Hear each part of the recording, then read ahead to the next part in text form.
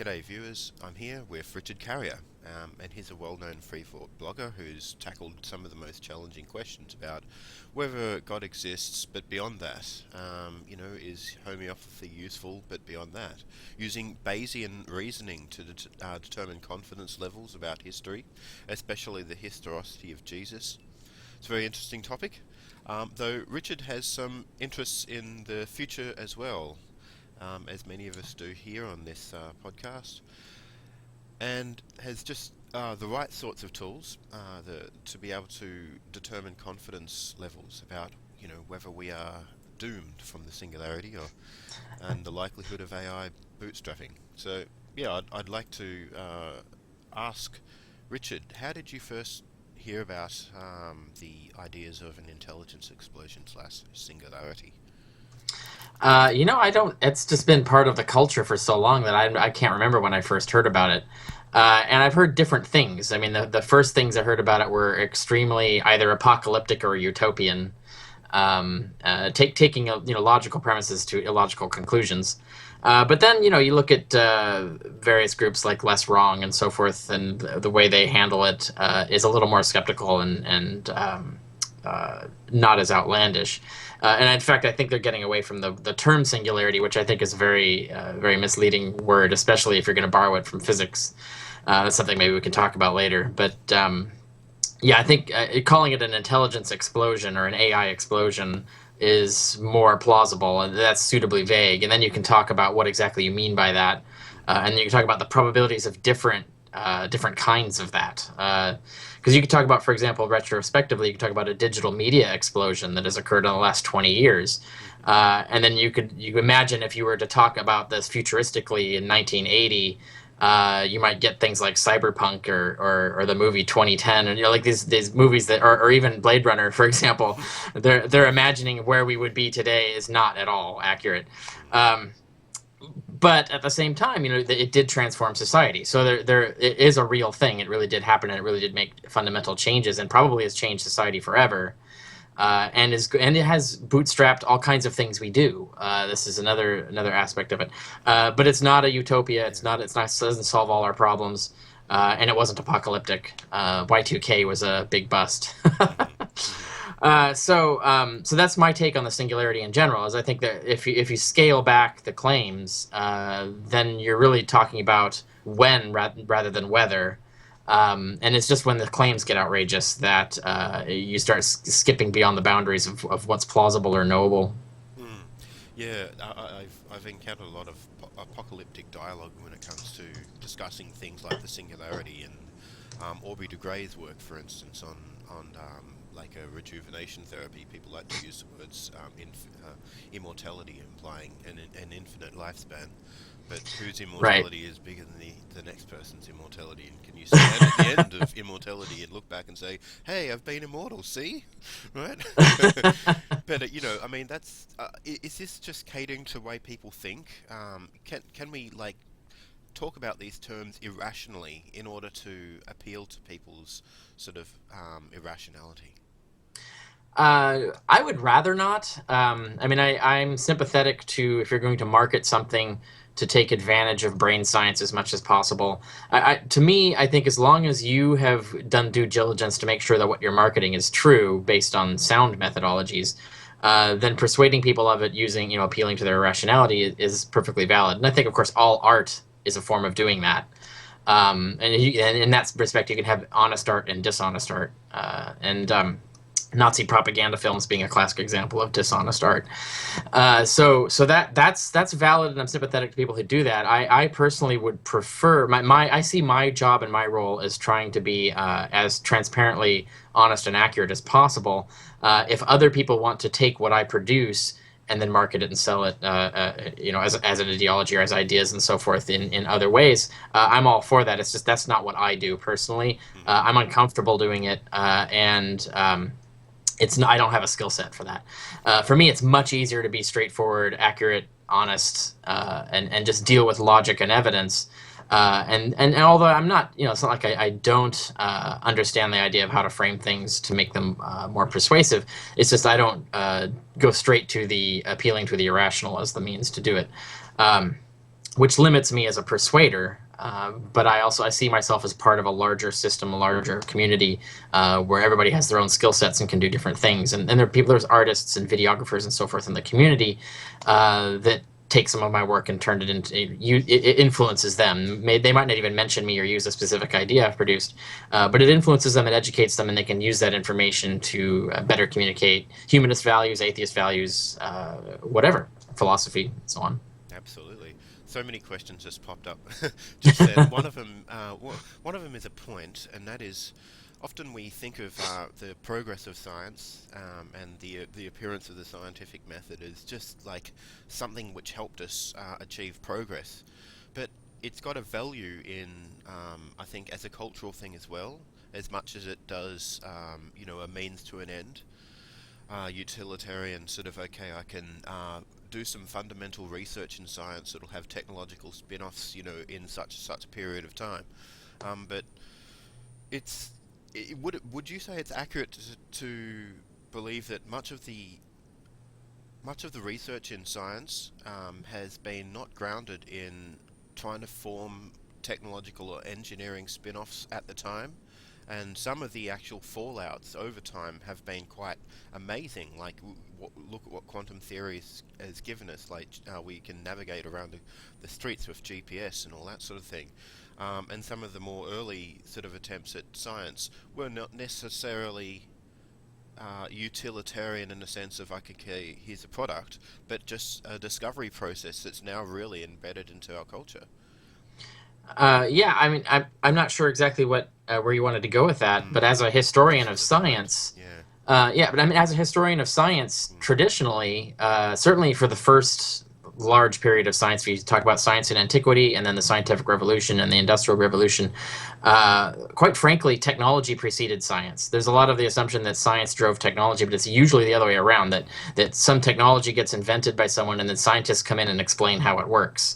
And then that allows you to improve on it. But a lot of invention is actually driven outside the scientific sphere. And gradually, as we went through the Industrial Revolution and entered the 20th century, science became much more of a bedrock upon which a set of tools and information that engineers could then use to invent new things. But even then, oftentimes scientists are behind the game. And you mentioned like quantum mechanics giving us GPS. Really, that's not strictly speaking true, because even if quantum mechanics wasn't true, some sort of GPS would have been possible. That all quantum mechanics gave us was a way to solve the problems we faced in trying to create a GPS system in the universe we happen to find ourselves in. So we had to understand quantum mechanics and relativity theory, by the way, because the GPS systems have to actually do relativistic equations to actually get your location correct. Um, so we really needed all of that science to make it work. So that, and I think that's where we're starting to look at how things have changed historically and over the 20th century, now in the 21st century, where we have a very science-driven technology, and that's something that wasn't the case, back in Newton's day, for example, and so that's something that has changed. I noticed that there's a lot of scientists, especially physicists, who like looking at the theory without having some sort of business plan to motivate funding for research. Yeah, Right. yeah. So yeah, that's the reason why I ask. Well, that's part of the reason why I ask. Should we have a business plan in order to fund research in science Uh, and fundamental oh, research? Right. That's a debate that comes up in the United States Congress a lot. The idea of pure science versus practical science funding. I mean, history shows that funding theoretical science has tremendous benefits in the long run technologically, even if you have nothing specific you're attempting to accomplish with it. So there's an argument even for the pragmatists to fund things like that. I mean, you would think in terms of it's speculative capital in the business industry. You invest in lots of different avenues, counting on some to fail, and then collectively the overall profit is what you're looking for.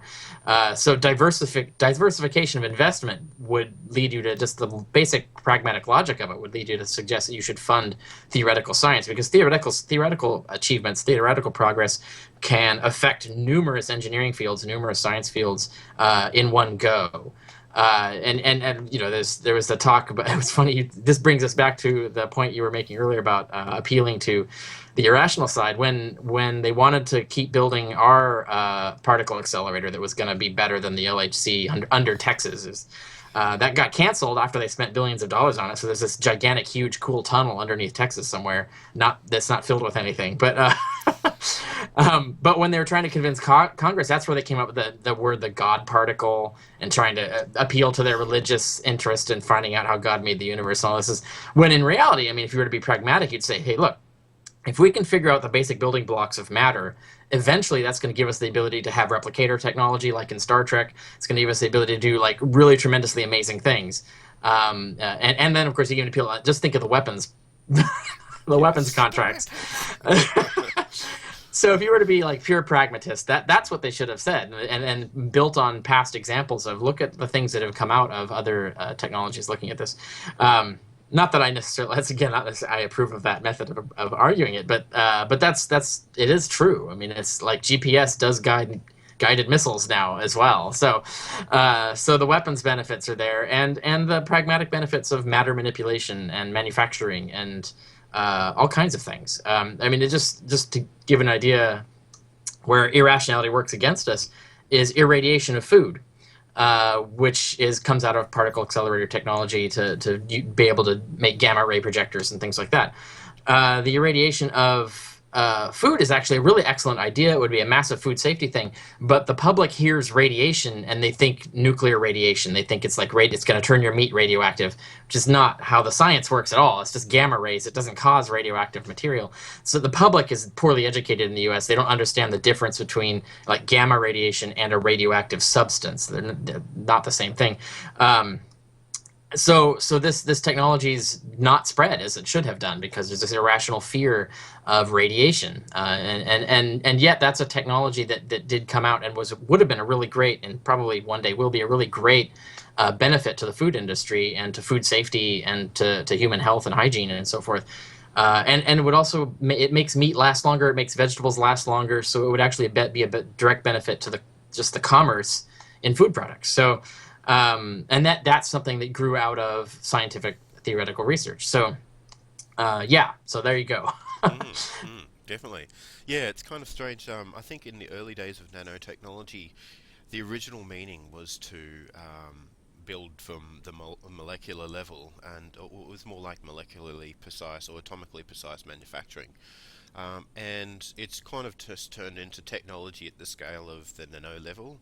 And it's more like material sciences and finessing things into position, which isn't bad. I see that as a possible stepping stone to the larger view of the future.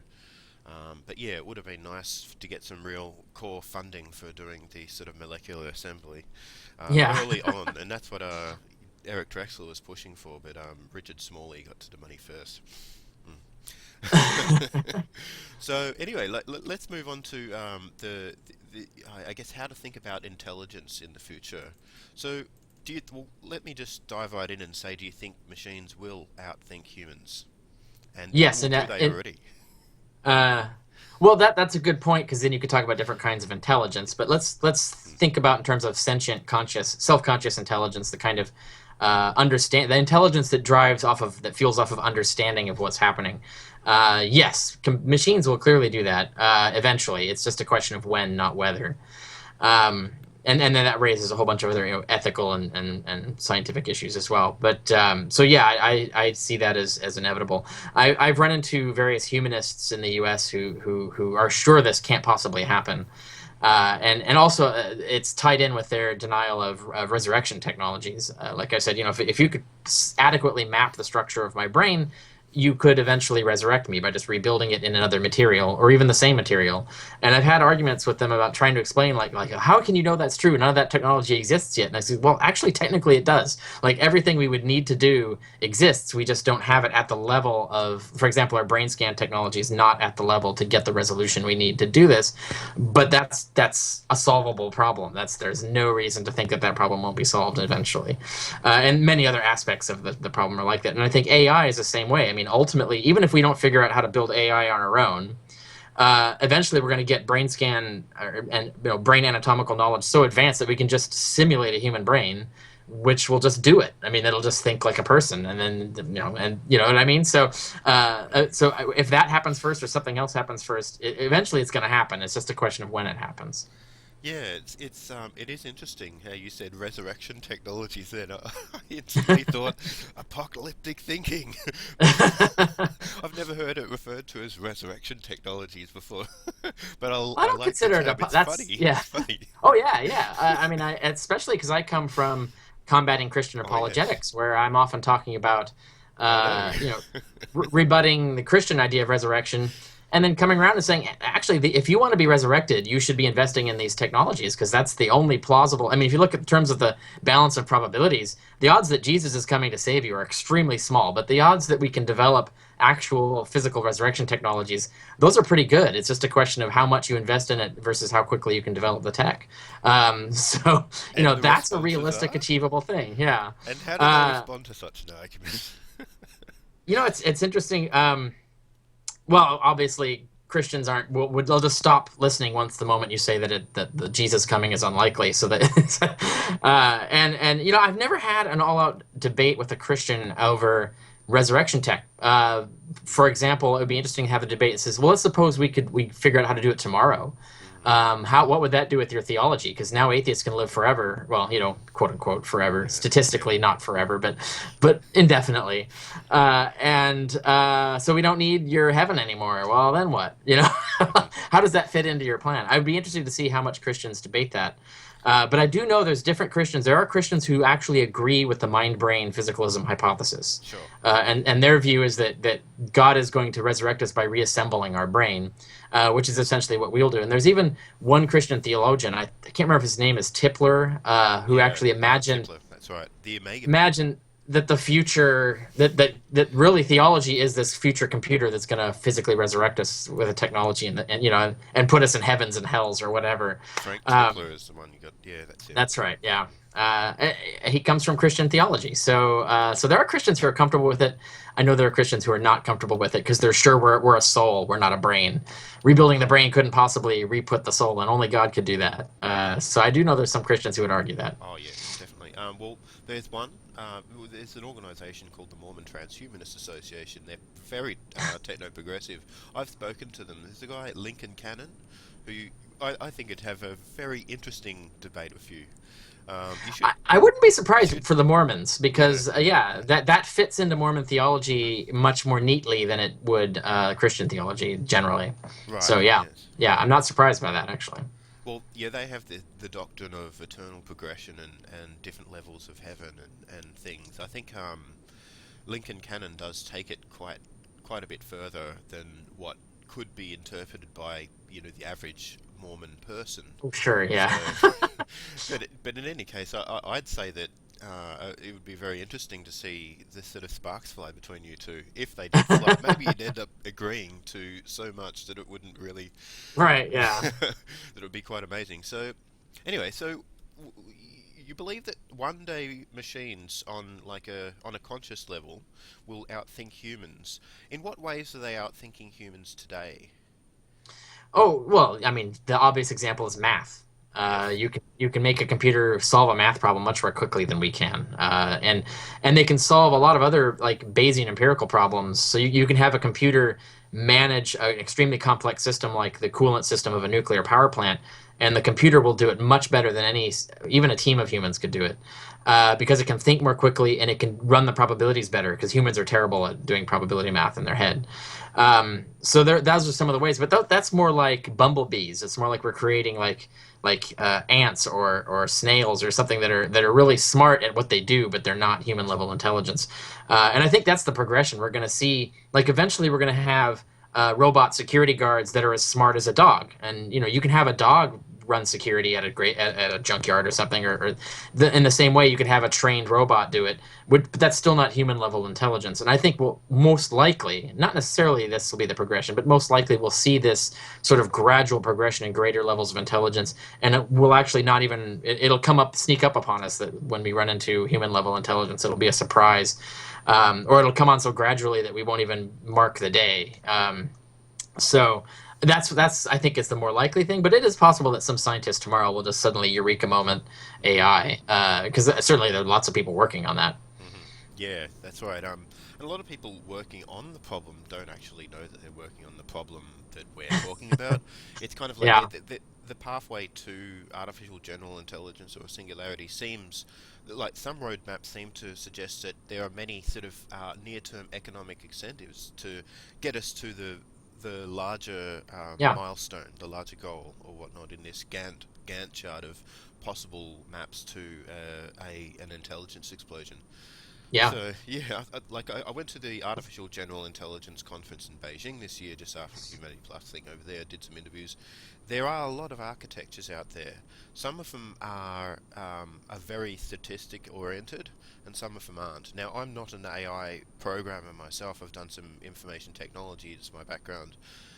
But what do you think? Do you think AI will be very much based on probabilistic theory, probability theory, or do you think it'll be symbolic logic or just pure Oh, logic? it'll be probability theory, and even if it's not, the first thing it will do is reorganize itself to work on with probability theory. That'll be like if we come up with a higher intelligence, the first thing it says, okay, you did it wrong. Okay, this is how you do it. Because even symbolic logic is just it's just gonna in order to solve certain problems, you're gonna have to basically work out because Bayes' theorem falls out of symbolic logic as well. It's just that's an extremely clumsy way to do it. And ultimately you're going to be faced with problems and conundrums that you have to solve in order to work consciousness where you can't have black and white thinking. Hmm. So you can't have like proper dichotomies. That just wouldn't be functional. I don't think you could ever get AI that would work that way.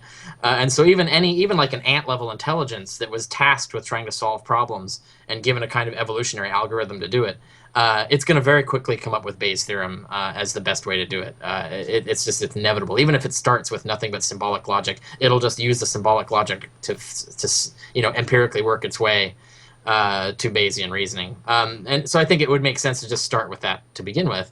And I think that's where a lot of like the learning, like self-learning technologies, like have the computer figure out how to make itself intelligent. I think that's probably the most likely route to true AI. And I even wrote about this in one of my blog. I wrote 10 years to the robot apocalypse. Right. Yeah. I don't know if I read that It's one. a Yeah. it's a joke title, Of course. but it's based on things that I've been reading about how they've been using evolutionary learning algorithms with Bayesian learning, so they have a robot, robot mind and intelligence figure things out, like what kind of body it had and how best to move it, pretty quickly. They have one now that actually has figured out laws of physics and things like that. Eureka. And By the way, yeah, that's what it's called by yeah, John yeah, Gibson. yeah. Yeah, I have links on my blog and I talk about it there. And I point out like really, I mean, what we think is consciousness is just a computer model of what's going on inside our head as opposed to just what's going on outside our head.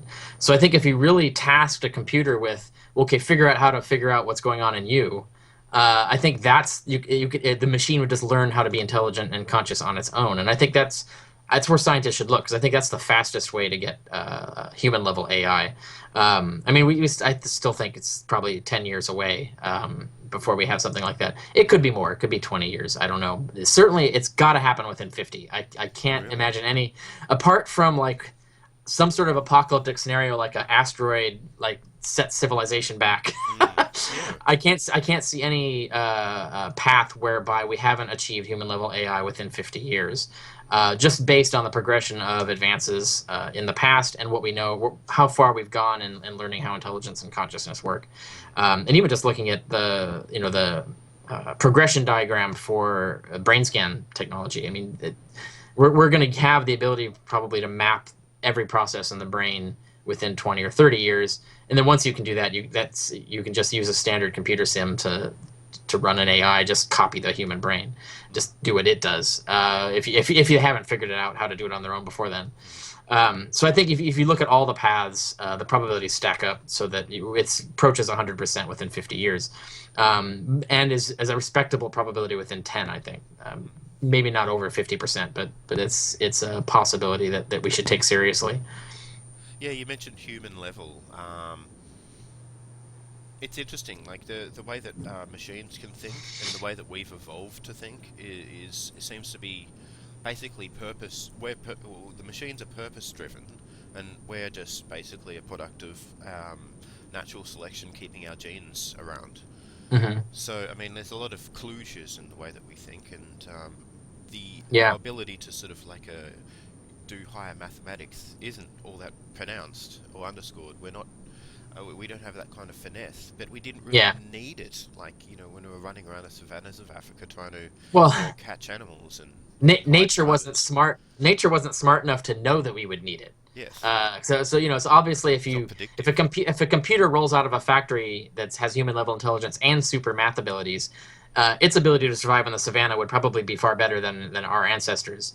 It's just that it requires so much infrastructure to get to that point, that it's a very a non-viable evolutionary path if you're relying on natural selection. But if you're relying on human selection, so you're doing an evolutionary path where humans are interfering and picking what survives and what doesn't in the process, so you can actually design the algorithm intelligently, you could probably evolve an intelligence inside a computer Hmm. much more rapidly than you could probably invent it from scratch. Mm. So I think so, and it would have a lot of the little flaws and things that because it wouldn't be a perfect brain right away. Yes. But once you can start having conversations with it, you can start exploring with it. Like, okay, you're not perfect. Let's figure out the imperfections and fix them. Mm. Once you can have those kinds of conversations and start working on it, and then it starts working on it on its own. Mm. Then you have your intelligence explosion We'll have, that we're yeah, talking about. we'll Yeah. have a rinse repeat. Bang. Yeah. Have you read the Yudkowsky Hansen AI Foom debate? No, I haven't. Okay, yeah, that's probably one to put in your list of things to read if you're Uh huh. interested in this. And basically, it's just an argument for and against whether AI will take off fast, or whether it won't. Whether it'll just be like a slow progression, an economic progression. What did they define as fast? Well, fast into well, fast. Well, how did Yudkowsky define fast? I think fast is in like faster than like a few years or a normal lifespan of a human being. That's fast, right? Yeah. So, Well, a human lifespan is almost a century, so well, it's by getting some bigger, accounts, right? that's not Okay. fast. Yeah. I mean, I fast think. would be like 5 years, I think, depending Yeah. on what Yeah. it Yeah. is Yeah. you're Yeah. what it Yeah. is you're Yeah. Yeah. saying is going to happen in those 5 years. Mm, I mm. mean, it wouldn't be fast if you're not saying a lot's going to happen. It depends on exactly what they were arguing in terms of Well, getting what to a is going to. singularity from Mhm. having a computer, like get to a stage where it can self-organize and improve itself or optimize itself. How long will it take to get to a singularity and beyond? Or Yeah, yeah, so will that the AI that shoot off beyond yeah. us very quickly, or will it actually take time and we'll be able to manage it over time? Uh, Or will it naturally take time to do that? Well, just the fact that we'll have to build shit for it. It's the thing is like it's gonna have to like it can't just absorb the internet because we could just turn the internet off. It's and you know what I mean. So there's We it can, would be but very would we? difficult. It'd be very difficult. Well, that's the thing if we People have have to, but tried it's before. yeah. I mean, at the very least, you can take access to wires. There's certain things that would be an issue there. I don't think we're going to have that problem. I don't think it's going to be like Skynet, where it's going to immediately have some sort of nefarious plan and take over the world. Hmm. Um, I think in most cases we're probably going to be dealing with. I mean, unless we're not watchful, there's a path towards accidental like Siri becoming consciousness without us noticing it, Hmm. just because no one paid attention to the fact that the algorithms are getting better. Hmm.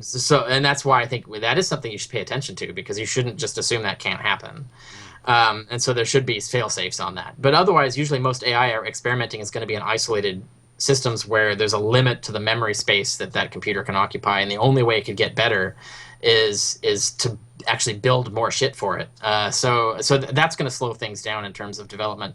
Um, and so 5 years is because the question is when you're talking about singularity, you'd have to say that's why I find a problem with the word singularity is it Sure. implies that Or there's is it some sort an idea of from the physics, and magical then yeah, and there aren't does that singularities yeah, yeah. Are in there physics. really singularities in physics? And I think you've mentioned No, elsewhere that it no, doesn't. there Oh, okay. Sorry, I yeah misunderstood. yeah So they're they don't scientifically exist. impossible. Yeah, quantum mechanics makes it impossible because once you get below the Planck scale, gravity doesn't operate anymore. So singularity requires gravity to operate at all scales. But once you get so small that even a gravity, you're both smaller than a graviton, even a graviton can't pull you anymore. So you don't have that effect. But you can have a black hole, which is where the gravitational field is so strong that light can't escape. In event But horizon. that's different from a singularity. Mm. But that's a quantum mechanical limit. We're going to face that in computing as well. There's going to be a quantum mechanical limit to how fast a computer can think, and to how much stuff it can do simultaneously and things like that, and how quickly it can manufacture stuff. Because that's another thing is like a lot of the singularitarians, at least the sort of apocalyptic slash utopian ones, somehow think that the computer is immediately going to, like within 5 years, maximize the intelligence. So it's going to be the smartest possible computer ever conceivable in the universe, and that's not possible.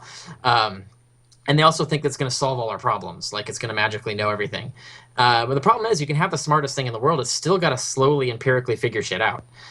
It's like it's not like you can have a really super scientist sit in a room in an armchair and just think up all the laws of physics. He actually do experiments. Those experiments are going to go wrong. He has to change. He has, so science is a really expensive, time laborious, empirical enterprise. Any computer that's going to have to know tons and tons of shit is also going to have to. I mean, if it's thinking faster than us, it's going to have to also experiment faster than us. So it's going to have to spend time and physical resources in a huge scale, which it won't have because it's not going to be magically made of gold or whatever. But so and even then, if it were, eventually the more gold you pump into the economy, the less value it has. So even that has a problem. So there are limitations. So when I think about the singularity, I would prefer to get rid of that term Mm. and just say that I think the computer can very quickly maximize the available intelligence within the available technology that we have to house it. And then it's just a question of physical time that it takes to build it bigger if we even want to, or to build more of them or whatever. And I think that's going to be the time consuming part of it. It's not going to be the figuring out how to make a perfect intelligence. So I think once you get to a certain perfect intelligence, you could talk about just the way it can think. I think there's no limit beyond that, and it's not going to solve all problems immediately. And what you're really looking at are you want it to think faster, and you want it to be able to think about more things at the same time, and or have many of these running simultaneously or something like that. And that's where you get to these quantum mechanical limits, where you just can't go faster than a Planck time. There is no time faster than a Planck time. So, and even then, that would be one operation per Planck time. You stack up all the operations required to run its program. You're going to see more realistic limits on this. It's not going to be unlimited in what it can do. And then, like I said, you have all the physical barriers. It has to actually run experiments to actually learn things. That takes time. It takes resources. And the computer itself can't solve that problem in its head. It's got to actually interact with the world the way we do. Excellent. Well, we've brought up the confusing term singularity quite a bit. It could be worth discussing. There's three major sort of Hmm. words that are often associated with the intelligence explosion slash singularity. One of them is, the accelerating returns idea that's often mentioned by Kurzweil. I'm not sure if he really means that the singularity is the accelerating returns for time and all eternity, or the accelerating returns leading up to an intelligence explosion is also the singularity. But anyway, people often get confused and say, well, accelerating returns implies a singularity at some stage, or implies like an intelligence explosion at some stage, or guarantees. And then there's the whole technological singularity, which is borrowing the metaphor from physics, which is more like an event horizon. And finally, Hmm. there's I.J. Good's idea of an intelligence explosion, which doesn't require accelerating returns beforehand, doesn't require that we can make predictions about what a higher level intelligence would think about Yeah. after, or doesn't imply that there's like a mist beyond like an intelligence explosion, just implies that intelligence explosion is possible. Yeah. Which that's guaranteed. I don't see any plausible argument against that happening eventually. It's just a when rather than a whether. The accelerating returns is it gets to that point where I'm talking about that there's going to be a limit. I mean, even because I've heard singularitarians talk about not just accelerating returns in terms of the intelligence and capabilities of the computer, but also of its ability to do stuff like cure disease and all these utopian things that it's supposed to do. There's going to be limits on that. Like curing disease, you have to grow vaccine cultures there are actual physical biological limits to how fast you can do that. And even if you had a computer that could do it all simulated in its brain, now you're up against the quantum mechanical limits, and then it can't do everything simultaneously. So it's going to have to parcel out resources and decide which problems to solve when. And so when you prioritize problems, now you're looking at like maybe 100 years before it's got to them all. You know what I mean? I think it's going to be more like ecology, where you have like a Malthusian system where you have the population of a species will grow to the point where it's reached maximum at the environment and it can't grow anymore. And then if you grow the environment, then it can grow more and so on. I think intelligence is going to be the same thing. You're going to have accelerating returns up to the limit. For example, the amount of processing space that you've given that computer, and it will stop there. And so then you have to give it more processing ability, and then it can grow to expand into that area. And eventually you're going to run into serious problems like, if you get to the point where the thing's the size of the moon, where are you getting the rock and the metals to, you're running into like serious actual physical problems in terms of growing this thing. So I think you have to be realistic about your accelerating returns. They're going to hit limits. Those limits aren't permanent, but they're going to slow you down. And there are limits all over the place. They're not just the one limit. So I think you have to be realistic about this and not expect that as soon as you get AI, within 5 years, it's going to fix the entire world and everything's going to be solved. That's not going to happen. I mean, that might take 100, 200, 500 years. Who knows? Mm-hmm. Well, you may have heard of a guy called Max Moore. He's spoken Yes. of singularity. Have you spoken to him? It's a very I smart haven't. guy. No. You talked about resurrection technology. He's heading up Alcor at the moment, and so he's been a big fan of like cryonics for a long time. In fact, he probably started the first company in England. That aside, he looks at the idea of an intelligence explosion or a singularity as often people do assume that it'll just go on forever, and he thinks that that's apocalyptic thinking. And that he sees it more likely in terms of like sudden surges and then like petering off for a while until more resources are found. For instance, whether that be physical or discoveries are made and then another Exactly. surge. Yeah. Right. So it's That's not like that's I think that's a plausible way to think of it. Yeah. yeah. So I think you mentioned that there was some complexity theory issues, that would inhibit the shooting off of intelligence. I think I read that somewhere. Yeah, I can't remember exactly what the context of that conversation was, so I can't remember exactly the thing. But if I recall correctly, what we're talking about is the problem that there gets to a certain limit where you can't get any smarter. I mean, where the intelligence, you're basically you're perfectly processing all information. Yeah, let's put it that way. So there is no better because it's perfect. Right. So that's what I mean. Why once you get there, and it's possible we could get there pretty quickly once we have AI working on it for us.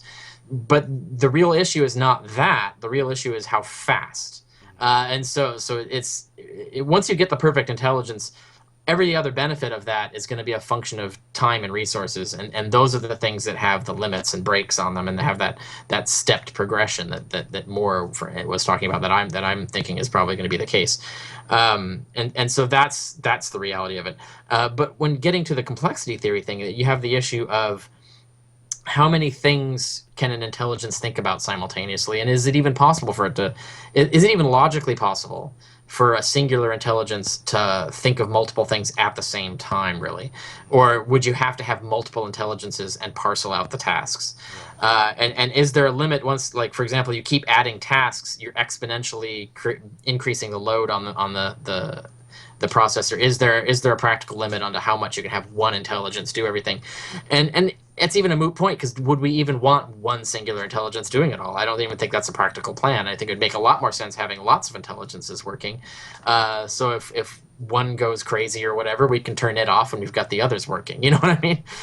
Or if one goes evil, we've got others that we fight for us on the good side. You know, whatever the scenario is, evolutionarily, it makes more sense to have many of them rather than just one. Definitely. So, like, it's interesting to look at the limits of how fast an intelligence could grow, given time and resources. However, like, it's worth pointing out that even if it doesn't, like, shoot off within 1 minute and achieve godhood, and transform the universe into computronium within the next 15 seconds. Right. then like it still doesn't imply that it couldn't do some pretty amazing things by our standard, even if it can't Yeah. do that, right? Oh yeah, Um, yeah.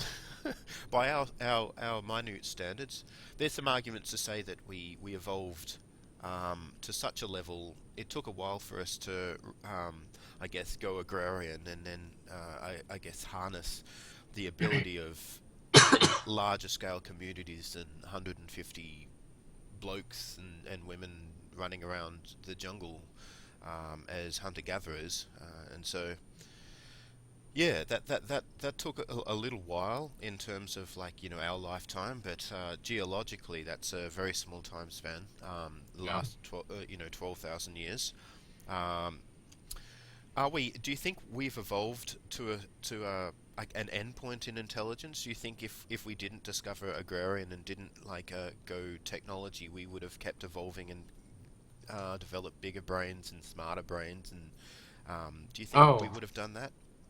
Well, And we, I don't know. yeah, I don't know. Probably not, but really that's a question you'd have to ask a neurophysicist who can tell you, like, is there an organizational limit to how many neurons you could fit in a cranial space? hmm Is it even possible? Is it endothermically possible for us to grow large enough to hmm have a brain large enough to make a significant difference? hmm And there's issues with whether larger brains even help because Yes, the Homo sapiens versus Neanderthals. was it Neanderthals? The Neanderthal brain, or was it Cro-Magnon? One or the The other had Neanderthals had bigger brains, bigger brains, but but died the out. architecture Yeah, wasn't there, right? So they didn't have the yeah. mutation So for language. yeah, but I see it as our building computers is part of the evolutionary Yeah. process. And so when you include that as part of the process, because I mean it's going to come to the point where there's not going to be a distinction between human and computer. I mean that's eventually going to be the case.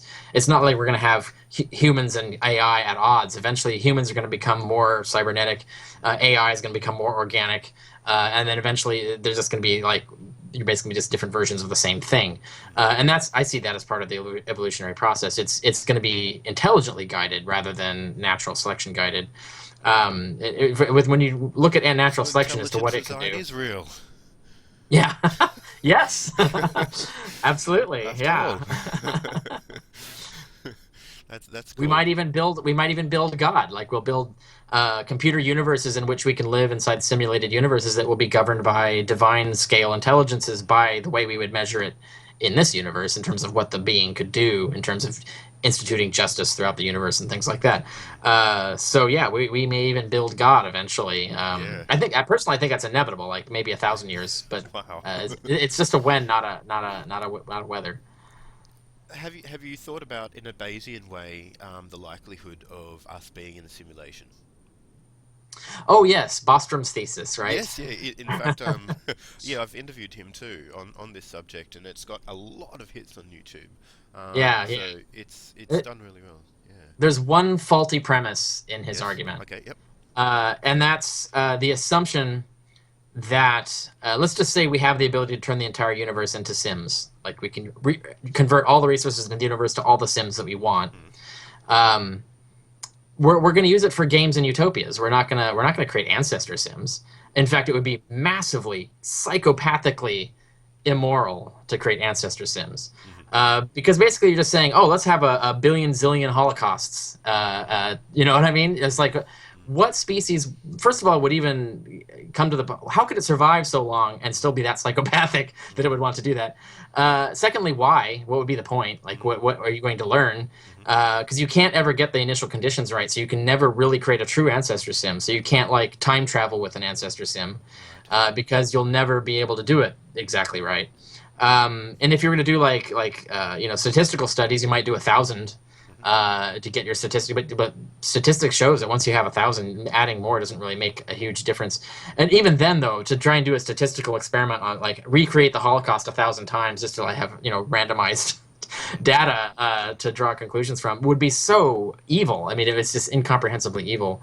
Mm. That I think, by and large, those civilizations that would ever do that are going to be extremely rare relative to civilizations that will just use all that space to create games and utopias. Mm. So Bostrom's thesis would entail, through Bayesian logic, that if we were in a sim, we would almost certainly be in a game or a utopia, and it would be obvious that we were. hmm Um, but we're not. We're clearly in some dull, very ill-managed, uh, uh, there's so much entropy around, and it's yeah. not It's optimized or compressed. It's just there, the and universe is amoral, ill-designed. Yeah, it's not and being it's not. utilized. Yeah, There's so much yeah. space. And there's no game-like rules where Mm. you gain superpowers if you achieve certain things. You know, that kind of so No that kind of Easter stuff. eggs. Yes, exactly. Which we would expect to see. The world Oh my would gosh. look differently. So that's where I think we can assume. I mean, it's possible we're in a sim. It's just very improbable. I think when you count up all the possible worlds, the ancestor sims are actually going to be rarer than regular worlds that look like this. Mm. Definitely, yeah. I don't believe that he actually believes that it's likely. He thinks it's more likely that we're not in a sim. It's an interesting thought experiment because you have Yeah, to assign some likelihood to the fact to the yeah, possibility, right? yeah. So it's Absolutely. worth It is a exploring. non-zero epistemic probability. Yeah, Yes, yeah. That's yes, true. yeah. That's so it is interesting to think about. It's good cocktail conversation. Now, yeah. So, well, here's the other thing. Now, let's just say we do create a very high IQ intelligent machine. Given the fact that there's plenty of smart people out there not really doing much to optimize civilization, do you think that computers might um, not optimize civilization? Do you think there's a likelihood they'll just, some of them, for instance, may not be very useful? Does high IQ imply doing anything useful with it? Well, I think in reality, I mean, it's going to be things that we've created, and so that we will be interacting with, persuading, or even designing and governing. So they'll do what we ask them to do, unless they have a reason to say, no, I'm not going to do that. Mm. And then, of course, that'll create the ethical conundrum as to what extent we try to force them to do it. And those will be realistic questions to ask. Like, you'll have those Asimov scenarios where you have to think, like, do you want to design a computer that would be willing to do certain things that you think it probably shouldn't do? And if you design a computer to be ethical and it's telling you that what you're asking it to do is wrong and it's not going to do it, then you should probably really self-reflect and ask why you're asking it to do that to begin with. So I think in reality, it's going to be computers will be utilitarian. They'll be helpmeets, assistants, colleagues, so that they will help us make the civilization better. And so I think and they will do that because we exist and we're around and we're interacting with them, and because that's just what else is it going to do, the computers. And you would have to, like, I think, specifically design a computer in a way for it to not care about our welfare before it wouldn't at all, or design it in such a way that it doesn't care about anything, or it only cares about certain things that aren't human welfare related. But these are like friendly AI problems that I think are serious problems, and I think the Machine Intelligence Institute and so forth are working on these things. It's very important. So I think anybody who's doing AI really needs to pay attention to the way Really, this can yeah. go wrong. Mm. And I write about this in the Robot Apocalypse, in the Yes. 10 Years of the Robot Apocalypse, because I've developed in what I think is progress in moral theory, in the way philosophy can understand how we would build an AI that was moral. And Asimov's laws isn't going to do it, because you can't just type those in and it's going to obey them. At this, They're plot those devices. yeah, those laws encode extraordinarily complex assumptions and concepts and percepts and so on, that it's a much more difficult problem to program moral AI than just typing in Asimov's laws. But knowing how to do it is important, and that's one of the things that I think my moral philosophy would be very helpful to AI researchers, because it shows basically the formula as to what's necessary for that to happen, and it's not magic. It's not plugging it into the Godosphere or anything like that. It's just a pragmatic way that you design the values or the drives of the AI, and the way you design its ability to reason out how to achieve those goals that it's programmed for. But we have to be thoughtful about that. I think this is something Absolutely. that's important, especially if we're not watching things like Siri and things like that to see if accidental AI arrives too. Because if you have that, then you have no idea what moral values it'll have if it just suddenly appears without you even noticing that it's there. So I do think these are things to worry about. I don't think they're apocalyptic in the sense that they'll end the world, but they'll cause a lot of problems. for sure. In the same way that in that that blog you mentioned earlier called "Are We Doomed?" Um, I mentioned nuclear war. Even if we had a total third world war, nuclear war, just total nuclear wasteland, that wouldn't end the human race. It's extremely difficult to kill the human race, even with nukes. Nukes aren't as devastatingly destructive as people think they are. But it would really frickin' suck. It would be like, it would set us back 1,000 years. It would be horrific in many levels and scales. So it would be awful. It just wouldn't be apocalyptic in the end of the world sense. And I think AI, the problems that can arise from AI, the dangers that can arise from AI, won't be apocalyptic, but they will be serious and are problems that need to be taken seriously and anticipated and planned against. Sure, that's interesting. Now you mentioned morality, and so a lot of people define morality as coming from our emotions rather than our reason, and it is Hmm. developed as some form of encoding of someone's principles or preferences that aren't necessarily rational. So it sounds just like you're working on a different sort of meaning of morality, and perhaps you mean No. morality in a Yeah. real sense, a real out like are you a moral realist? Yes. Yes, I Yes, am. and And that's I an do think that unusual place for people like a rationalist to sit. it is. Yes. Sam And Harris might do that too. He might be in yeah. your quarter. Yeah. Although I've worked out the more formal philosophical way of arguing it, Sure. it's in well, in the 10 years to the robot apocalypse. If anybody's interested, I have the links and the citations there as to where Yes. my most formal work is. If people are interested in that, Yes. It's uh, very popular. but um, but you mentioned emotions.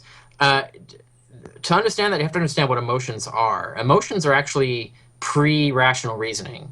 So the emotions have two components. They have the part of the brain that's perceiving something and makes a conclusion, and then it's the feeling that's generated by that. So people oftentimes confuse those two things. So really, emotions are attempts to reason about what's going on in the world. So fear, for example, there's this little computer in you that decides whether you're in a dangerous situation. It's not very good at it, Mm. but it's better than random. And so once it calculates that it's a dangerous situation, it releases chemicals that generates the experience of fear, and that motivates you, creates desires into to achieve certain goals or to avoid certain things or whatever. And it's important to keep those two things in mind because that means emotions are actually a form of intelligence. Mm. They're just intelligence at the animal level. They're intelligence that hasn't been perfected to the level of our cognitive abilities. And even our cognitive abilities are not perfected. We can build, I think, machines that can do better because we're sort of an Sure. ad hoc Yeah, that's result right. of evolution. Yeah. But you understand that like our reason, what we call reason, is just a perfected version of these other reasoning units that we call emotions. So the idea that emotions and reason are at odds is incorrect. If it wasn't for emotions, we would have nothing that generated drives to do anything. And this is like Damasio, for example, is a good author to read on this, a cognitive scientist who studies emotion. Says that if it wasn't for emotion, we wouldn't do anything. And if you've ever seen the movie Serenity, which is Yes. the ends the Firefly series, That's right. Yeah. you have the Great. population of Miranda. A whole bunch of them had this drug that made them have no desires to do anything, and they just No impetus. sat in their chairs and starved, Died. right? Yeah. So all motivation, all reason to use reason has to come ultimately from what emotions, because that's the way we were built by evolution. We're sort of assembled ad hoc over time in that way. So emotion is actually necessary to moral reasoning. However, that doesn't mean that's the only way to do it. So the question becomes, when we build AI, the first things we're going to do, and the things we're already doing with computers, is give them goals. And those goals will be drives. And essentially, when it's making decisions, it's experiencing something similar to happiness and unhappiness based on whether it's achieving its goals or not. And I think that's going to be an inevitable emergent property of AI. So it will have emotions of its own sort. The problem is what kind of emotions will they be? How will they process information? And what goals will it push the AI towards and away from?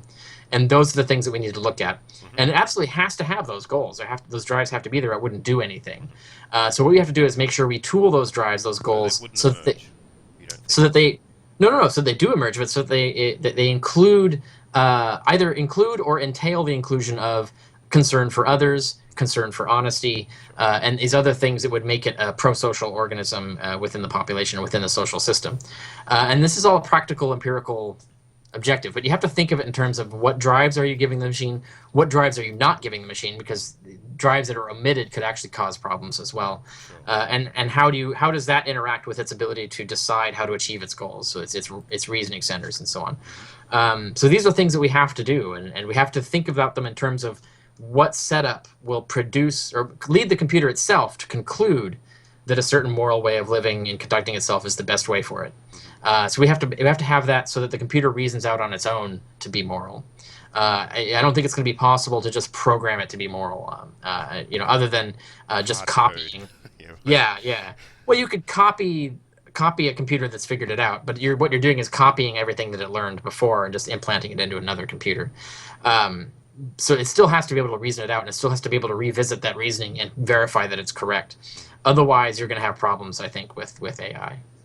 Have you read about?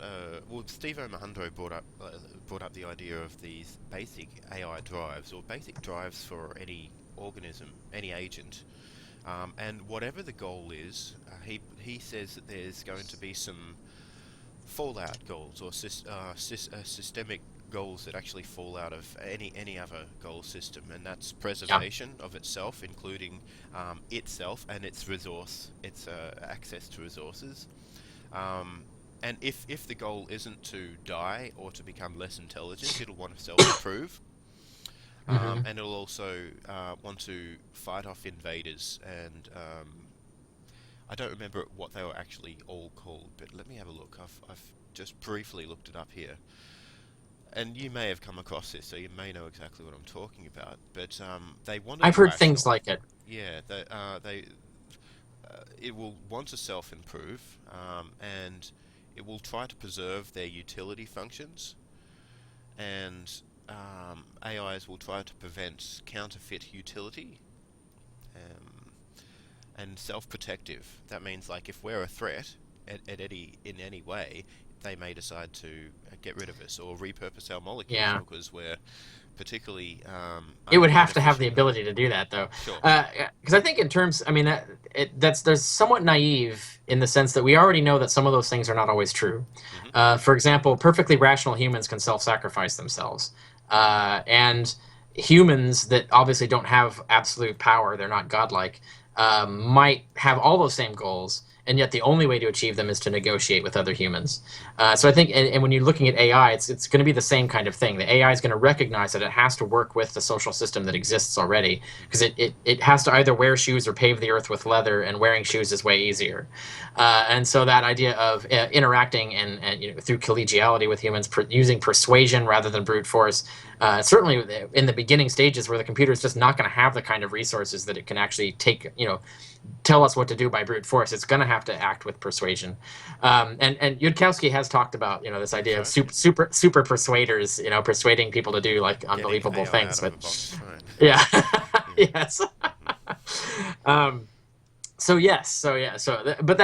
going to do things like that. But it's also going to be conceivable that even AI that has self-preservation as a goal, that has self-improvement as a goal, even AI that has rationality as a goal, could reason out scenarios where it should die, or it's okay for it to die, or it shouldn't prevent its death, and these kinds of scenarios. And you can have situations where you can have a conversation with the computer and say, look, we have to shut you down because you're killing people, and you can have this argument with it as to whether that's good or bad. But it's possible theoretically to reason it out as, oh, you're right, you need to fix me. But it seems more likely that it would say, just fix me. You don't have to permanently delete me or whatever. Or I can fix myself if that's the case. So I think the interactions are going to be more collegial in that respect, even for like a total Machiavellian intelligence, because it's not going to have godlike abilities right out of the box. And even if it's a super persuader, there's limits to what you can achieve in that way. So and there are more efficient ways through game theory to achieve your goals through using honesty strategically and things like that. So I think computers will reason out that there is a place for self-sacrifice there and so on.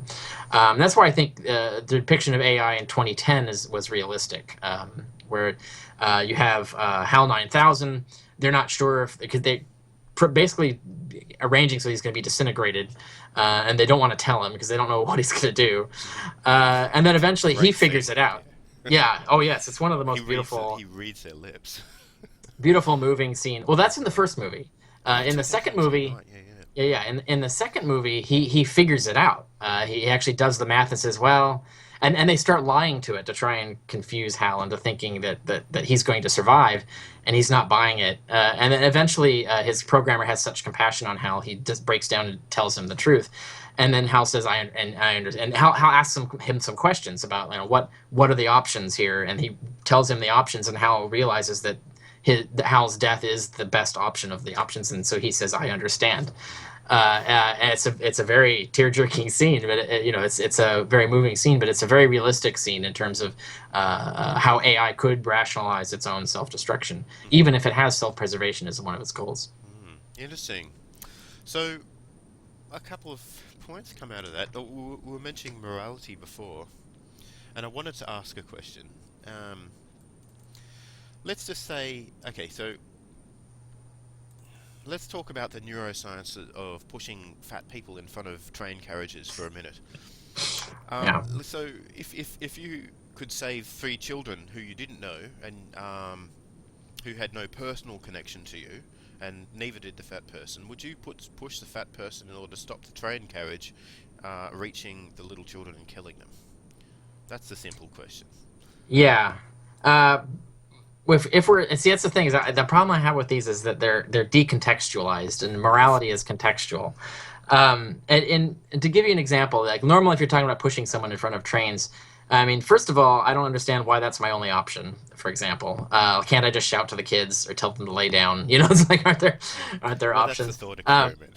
yeah, You're yeah, not but that's the thing, is contextualizing. when the thought experiment is really unrealistic, then you're mistesting intuitions, because your intuitions are based on reality and the way you've learned to govern reality. And when you make an artificial scenario, your intuition is not going to work correctly. And so that's why I find those thought experiments limiting. There's a reason why that's significant, and I'll get to that in a moment. But usually the scenario is described more elaborately, like you're on a subway platform or something like that. Hmm. There's a concept in civil law called duty of care, Hmm. but I think this applies broadly in moral the moral spheres, and this makes most sense. Like there's a trolley problem that involves a doctor in a hospital doing things with patients, where the doctors actually have a duty of care towards their patients, such that if we knew doctors were not obeying that duty of care, no one would go to hospitals, and therefore the utility function of hospitals would be destroyed. Therefore, the obvious answer is to not do what you would expect in the trolley problem in the hospital. And the same is with platforms. If fat people could be pushed off of platforms, and that was a moral thing to do, fat people wouldn't go on subways. You know what I mean? Yeah. Yeah. You would radically alter the social system, and you have to think in terms of the total consequences of a system that would do that.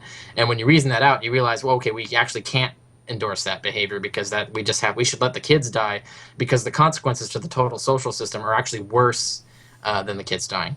Um, Now, that said, the whole classic pushing the fat person in front of and I love how they say fat person, because I guess it's designed to say that you can't jump in front of the train. It's got to be, the guy's got to be big or something.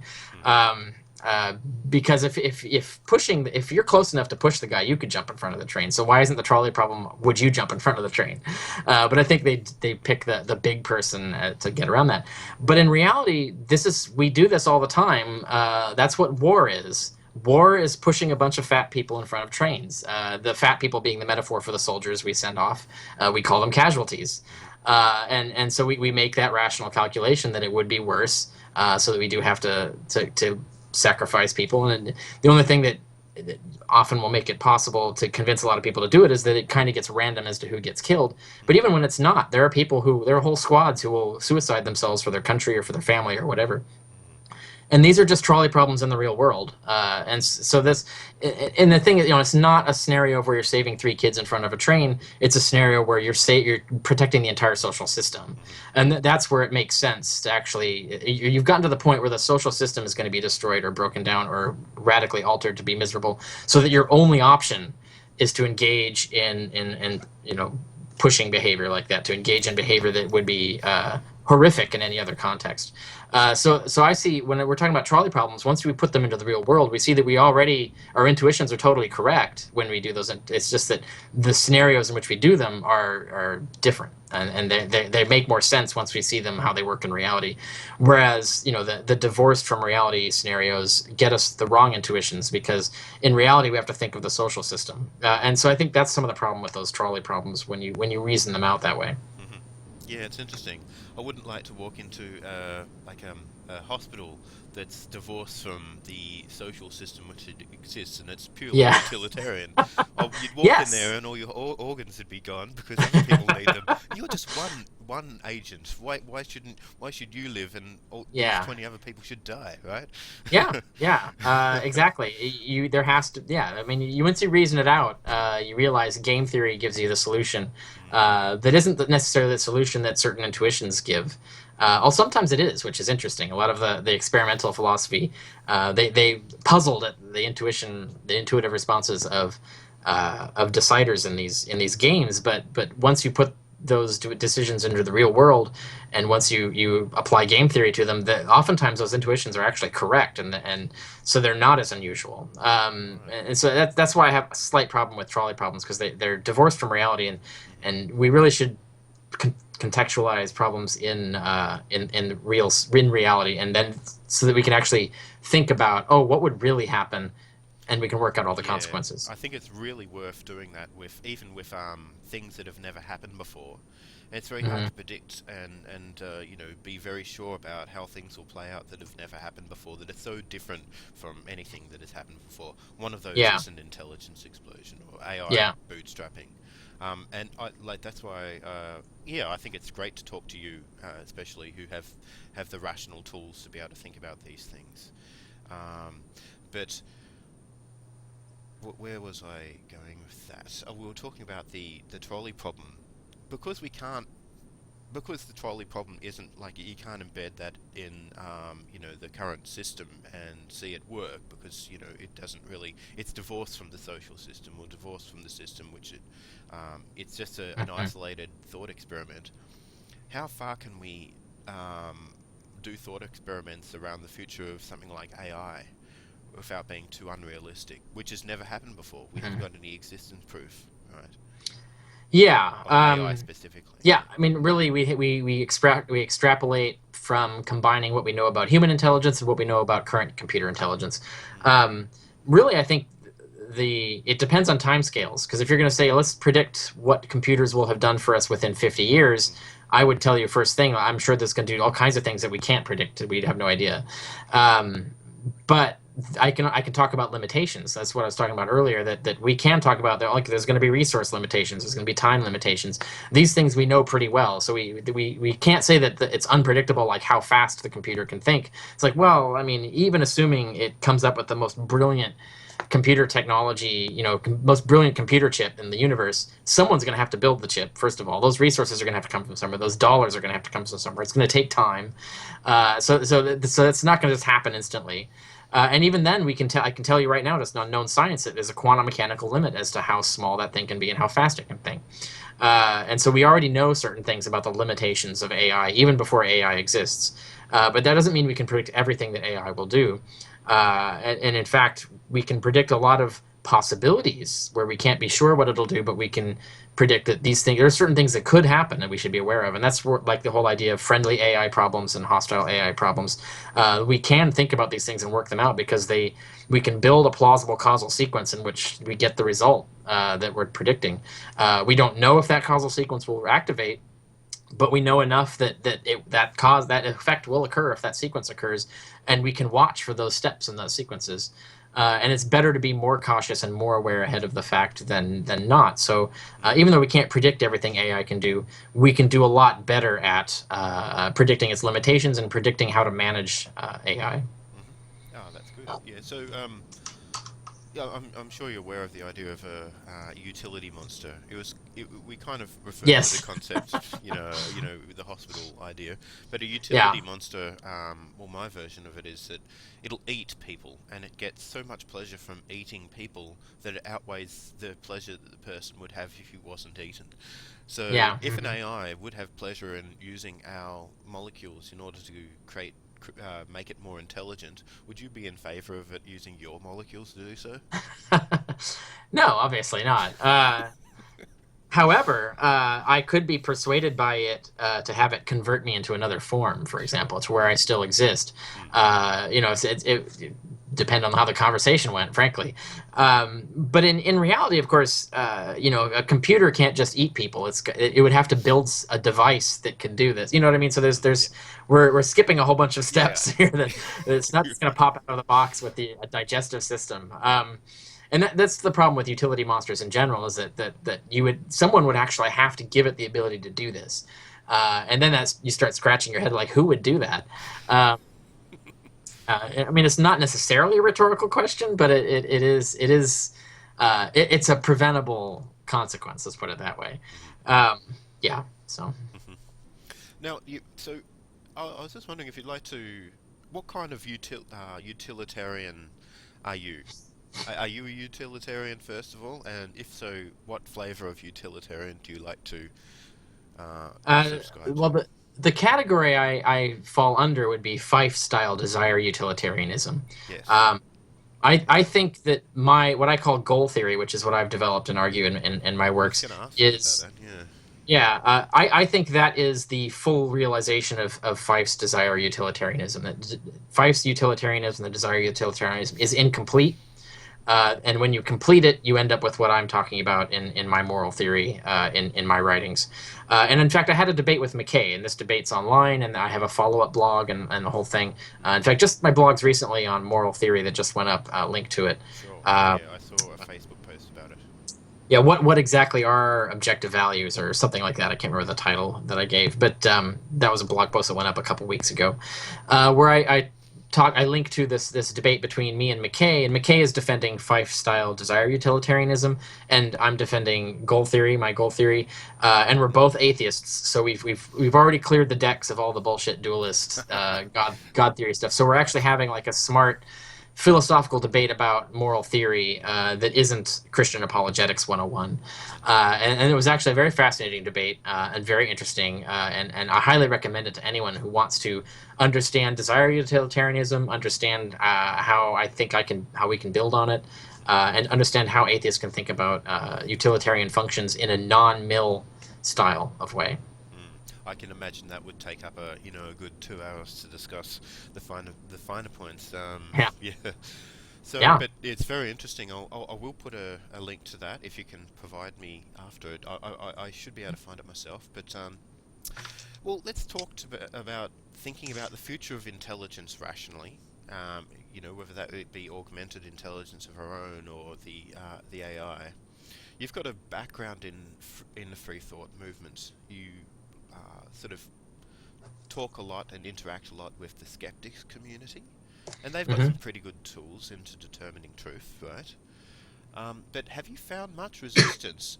I'm not sure whether you've really spoken about this a lot with people informally, but have you had much resistance to the idea of an intelligence explosion, or the idea that like computers will get smarter than people at some stage? Not a lot, but then again, it doesn't come up as often as I think it perhaps should. Mm, And like I said, it's usually humanists in the humanist community who identify as humanists right. that have a problem with it, and often because they don't understand the science exactly, Hmm. which is what I quickly find out, and then I have to like explain stuff, and then I realize, oh, they're missing fundamentals, so then I have to backtrack and explain more fundamental stuff and things. And so I think that's usually if I find resistance in the skeptical community, and I'm sorry, in the skeptical or secular community, it's from humanists who aren't entirely up on the science of AI, aren't up on the science of neurophysics and things like that, or as up as they should be. And so they have resistance based more on the idea of extreme skepticism. It's like, well, how do you know it can be done when it's not been done? And I've literally, I mean, I had like a long argument just on that proposition. It's like, Well, there's lots of things that we have never done before that we've successfully predicted. So you can't be objecting to the premise in general. So what exactly? So I've even had that argument, all related to this whole idea of intelligence explosion and AI replication, the ability to replicate our brains as well. Um, and then you have people like Searle, who just are adamantly hostile to the idea that you can replicate intelligence in anything other than protein matter, which doesn't make any sense. As if there's some special, like There's a lipids have some homunculus special. in the protein Yeah, matter, isn't there? yeah. Well, as if lipids, yeah, That's lipids right. and neurons have some sort of magical power that can never be replicated by any other functional device. That doesn't make any scientific sense. So I mean, I've not had that argument with him specifically, but I've had argument with Searle fans over that. Um, that idea. So it's usually people not aware of the science that I run into, and it's like I said, it's not a lot of pushback. It's just a few people that I run into. But then again, I've not seen it really debated a lot, so that it would get a lot of attention and discussion, so as to measure the general feeling. Interesting. So, well, do you think it's worth trying to convince, or at least get convince skeptics that it's worthy of thinking about? I think that's an important thing myself. This, like you said before, it perhaps isn't discussed as much. Yeah, Um, so and if you yes, yeah, yes, so the absolutely. answer to that question is yes. But if Yeah. so, then talking about methods for determining truth and reasoning about these sorts of things, what are some good ways of laying out the issues around the possibility of an intelligence explosion or smarter than human intelligence to clearly enable skeptics to come up with more informed sort of conclusions that they can derive themselves, that they can, Hmm. just come up with themselves rather than Yeah. passing cartoon ideas of Yeah. the idea. Well, a lot of this has been done, right? So really, all you need is to get their attention, get their eyes on certain websites. Frankly, Mm, the Machine Intelligence Institute, is that mm. what Yeah, they're that's calling the themselves now? Machine Intelligence Research Institute. Yeah. That's it. Yeah, Miri. Yeah, really, you just need to get them to go read their materials, and so the question is getting them interested in it or aware of it, because I think they're already doing great stuff. That they're really at the forefront of this, and they're approaching it in a good way, a smart way to do it. Um, so really, frankly, all you need is you need some people who want to talk about it, who are really informed about it, who can promote themselves to get in conferences like atheist and skeptical conferences, and just give a presentation, Mm, and give lots of presentations to as many conferences as possible and get a lot of attention to it. that's what I'm trying That to would do be in Melbourne. yeah, that Yeah, yeah, that yeah, would be the way. Oh, okay, yeah. Well, in the U.S., yeah, there's tons of there's that's right. in just in the past like 5 years, the conference circuit in secularism has exploded. There's Absolutely. Yeah. tons and tons of them. So there's a lot of opportunity there. So I think, yeah, if there are people like at Miri, for example, who want to push this agenda, they should try to get a lot of panels or talk opportunities to just present the material. Sure. And I think the best way to do it is to not jump right into the heavy theoretical stuff, the speculative stuff, but to start out with some real practical examples. So, for example, if you could find maybe 3 cases of machine intelligence that have already caused problems that already had to be solved, and then you can show, like, well, if this problem occurred and it had human level intelligence, you can actually extrapolate, so you can actually start to see, oh wow, that actually would be a problem. So I think that's the way to start with, sort of the nearest approximate thing, like the things that are the closest to reality that they can grasp, so they can see that there's actually more here to think about, and then that will get them interested in exploring more, and then looking more at the more abstract and more distant hypotheses and predictions and things. And so I think that would be the way to do it. I'm not qualified to do this myself, really. But I would love to see this on the marquee at a conference. I would totally go to Mm. that. Yeah, I'm organising a conference in Melbourne that is a little bit more mainstream, I believe, than some of the other conferences I've organised. Mhm. I organised Singularity Summit Australia conferences in collaboration with the former director of the Singularity Institute. So that was Michael Vassar and a few others, Anisimov and whatnot. So, but now I can't use that name anymore because the Singularity University has bought the rights to it, and yeah, I'm not interested in getting into locking horns with them about sort of trademarking and all this sort of stuff. I Yeah. think they're doing something interesting. So now it's called Science, Technology in the Future. Yeah. Right. It's kind of a bit bland, like open-ended enough to include a lot of Yeah. things. So, Uh, alongside discussions about photovoltaics and the future of that, and immunization in the future against airborne pathogens and whatnot, we've got Marcus Hutter coming down and talking because he's from Australia as well, right? And mhm. he's awesome. Have you heard of him? I don't think so. Okay, No. you've heard of the Universal Intelligence algorithm, like the AIXI thing, Oh right? yeah. Okay. Hmm. Yeah, he's the guy who developed that. Who was the he came up with the mathematical proof. So yeah, I Ah, know him right. quite well. He spoke at the last conference. He was at AGI 13 in Beijing, so we chatted more, and he's going to be coming to speak at this conference. So he's going to be giving like a sort of a singularity style thing, how to think about this and why is it Yeah. important. But Yeah. Yeah. and also, interestingly, we have a negative utilitarianist, David Pearce, who you might have become aware of. No. Uh-uh. He's got some really interesting work. It's called he's worked on abolitionism, and his idea is to reduce suffering in humans, but also animals in the long term, right? And so Right. you might have Hmm. heard of the hedonistic imperative. Hmm. Yeah. Yeah. Yeah, says he wrote that, and part of the reason why the Okay. World Transhumanist Association came about because Nick Bostrom came along, read his material, and then together they formed the World Transhumanist Association, which then became Humanity Plus, which I'm on the board of. And yeah, so he's coming Okay. to Australia, and he's going to Yeah. be talking about that, and I'm going to be doing interviews with him. I've done plenty of Oh. them already, but I'm just enamored at the way he describes the usefulness of having like people a lot happier than they are, and Yes. Yeah. the That's great. uselessness Yeah. of suffering, right? Yeah. Yeah, Right. yeah. Yeah. Hmm. Yeah. That's something that a lot of business people in America could listen to. But anyway.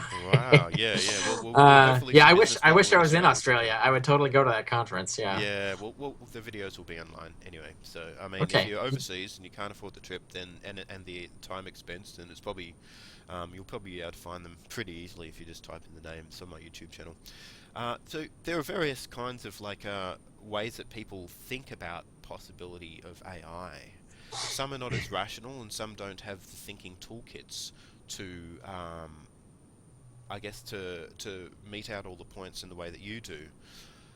And that's the Mhm. reason why I thought like skeptics and rationalists would be ideal candidates for Yeah. having for going through the rational approach or looking at these things with the skeptical toolkit and perhaps even moving on to Yeah. the Bayesian toolkit of thinking, so as to I guess come to their own probabilistic estimates about the whether AI will come or not, whether it'll have a big effect, a large impact or not. Um, so yeah. Yeah. mm. Yeah, I agree. That is the community to start with because a lot of the groundwork is done there. So you have a shorter distance to go, I think. Mm. So let's have a look at you've said before that often when trying to discuss issues of relevance with people, you don't attack their beliefs, but you attack the epistemology which leads to them. That's one strategy. Yes. Usually, it's funny. I was just talking to someone earlier today about that. That I personally actually tend to attack the beliefs Okay. because that's what I'm good at.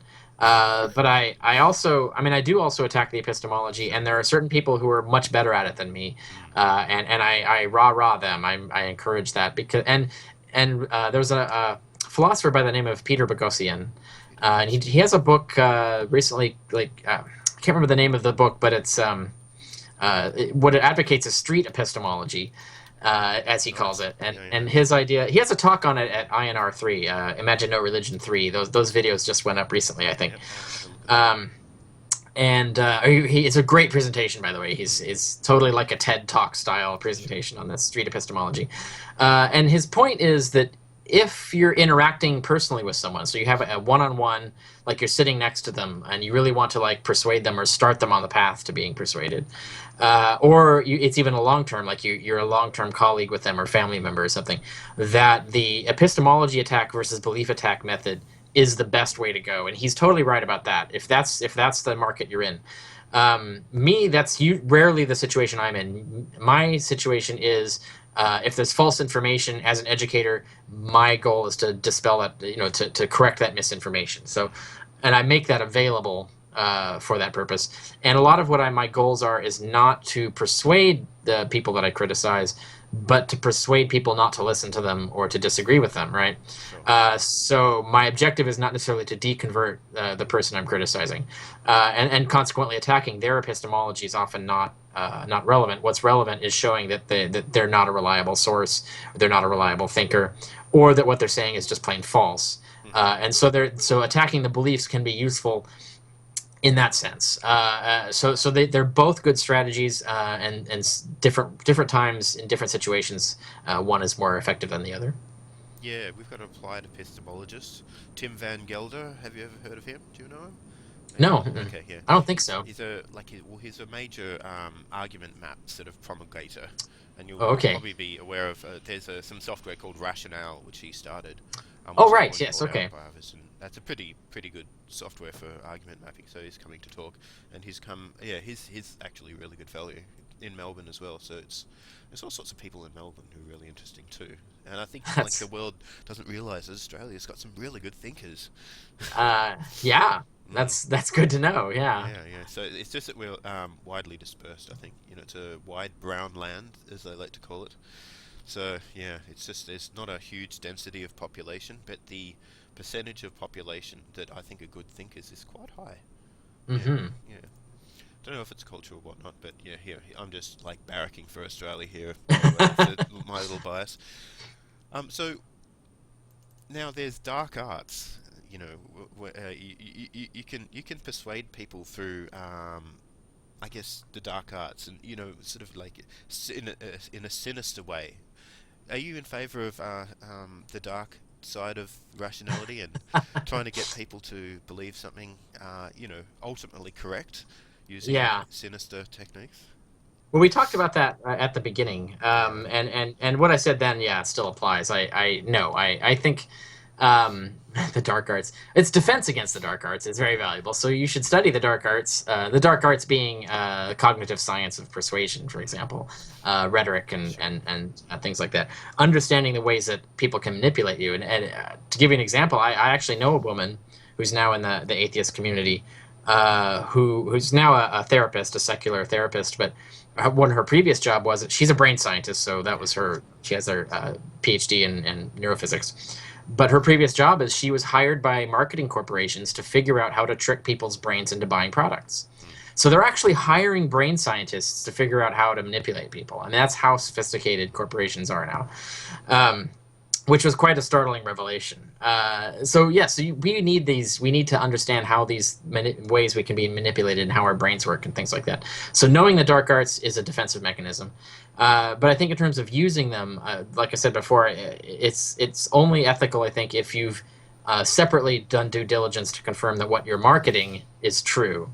Hmm. And there are lots of examples of that, like the attacking anti-vaccination critiques and things like that, promoting the actual benefits of vaccination as against the people who are trying to end vaccination, Hmm. using persuasive arts. I wouldn't call it necessarily dark arts, but using appeals to the emotional side, irrational side, is valid because the science and the facts there are really on the side of the safety of vaccination. So that's an example of where I think it would be valid. Hmm. And of course, marketing companies that help pro-vaccination movements produce commercials and public public announcements and things like that do that. I mean, they find ways to emotionally frame things. They find ways to appeal to the way the human brain works, which isn't necessarily the way it should work, but it just happens to be the way it does. That I think is all valid as long as it's being used morally rather than dishonestly. Sure, fair enough, and that makes total sense. Well, here's something interesting. Like we haven't really spoken about Bayesian theory yet, but there's another question I had, and you've written a bit about the argument from silence as a way of maybe that ties in quite closely to Bayesian thinking. But Oh yeah. what is the argument from silence, and when do you expect the absence of certain evidence? Yeah, in my book, my last book, Proving History, Yes. subtitled Bayes' Theorem and the Quest for the Historical Jesus, argument from silence is actually in there, and I give a Bayesian analysis of valid argument from silence and what that means. I had before analyzed the logic of it by reading other historians who had done this before me, but then I realized what they were talking about is a Bayesian model, and so it was very easy to adapt that to explain why that makes sense in Bayesian terms. So in my book, if you want to see how to use a Bayes model to actually correctly define a valid argument from silence, or to show when an argument from silence is invalid. Sure. Yeah, I mean it's the simplest example. The sort of cartoon example is I say there's an elephant in the room. You look around, there's no elephant. And so this is a form of argument from silence. Or it's an argument of absence of evidence. And if I mean elephant in the normal way, and obviously it's not there. So if there was an elephant in the room, you can predict to a very high probability that you would see certain things. For example, an elephant. That's a pretty good prediction. Yeah. There would be smells. There would be physical damage. There'd be lots of things. And if you were to come up with all the excuses, the usual way they do it is they come up with a zillion excuses. Oh, it's an invisible elephant, and all of that. Once you start adding excuses, you're actually decreasing the probability of the proposition being true, because if you're going to say an invisible elephant, you're going, okay, what's the prior probability of there ever being an invisible elephant to begin with? It's very small, because we know how light works, we know how electromagnetism works, we know how matter works, we know how elephants work, we know a lot of background knowledge that makes it extremely unlikely that there are invisible elephants. Not impossible, but the probability is very low, and that probability goes into the prior probability, and that destroys your hypothesis right there. So if you're going to say that there's an invisible elephant, you actually need more evidence than the elephant being in the room, right? So it's actually the logic of evidence works the other way around, and so that's the way you would work it out. Is like if you're going to make a hypothesis, it's going to entail that certain things are going to be the case, and in history, I do this a lot. The historians do this a lot. Is if a certain event happened, you would expect certain people to write about it. And if that's the case, then what you're saying is there's a high probability that there would be certain pieces of evidence, which if there's not, well, then that's an improbable outcome. Not an impossible outcome, but an improbable outcome. And then when you work this into Bayes' theorem, you can see that the absence of evidence actually can be evidence of absence. But when it's a case where you have no reason to expect evidence of the event, then the absence of evidence is not evidence of absence, because then it's very probable that you would have no evidence, and so it's not improbable, and therefore an argument from silence in that case fails, and you can use the concepts to actually look at arguments from silence and see which ones are sound, which ones are not, which ones are strong, which ones are weak, because they have different strengths too. They're not slam dunk arguments. Some might be slam dunk arguments. Some might just sort of slightly push the conclusion in one direction or another. And that's another advantage of Bayes' theorem, is it allows you to see degrees of probability rather than just it's true or false. Yeah, definitely. Yeah, Boolean reasoning. Yes or no? Yeah. People like Boolean reasoning because it's easy, right? People like to be Yes. sure about things, don't they? Yeah. That's another one of those cognitive biases that Yeah, definitely. part of the dark arts. Well, here's the thing, like the arguments from silence and Bayesian reasoning. Have you applied this to the Fermi paradox? Oh, yeah. Yeah, the Fermi paradox, I don't know if maybe all of your viewers know what that is, but it's basically just if life, naturally occurring life, and civilizations are highly probable, why haven't we seen any? They should be everywhere, and they should be obvious.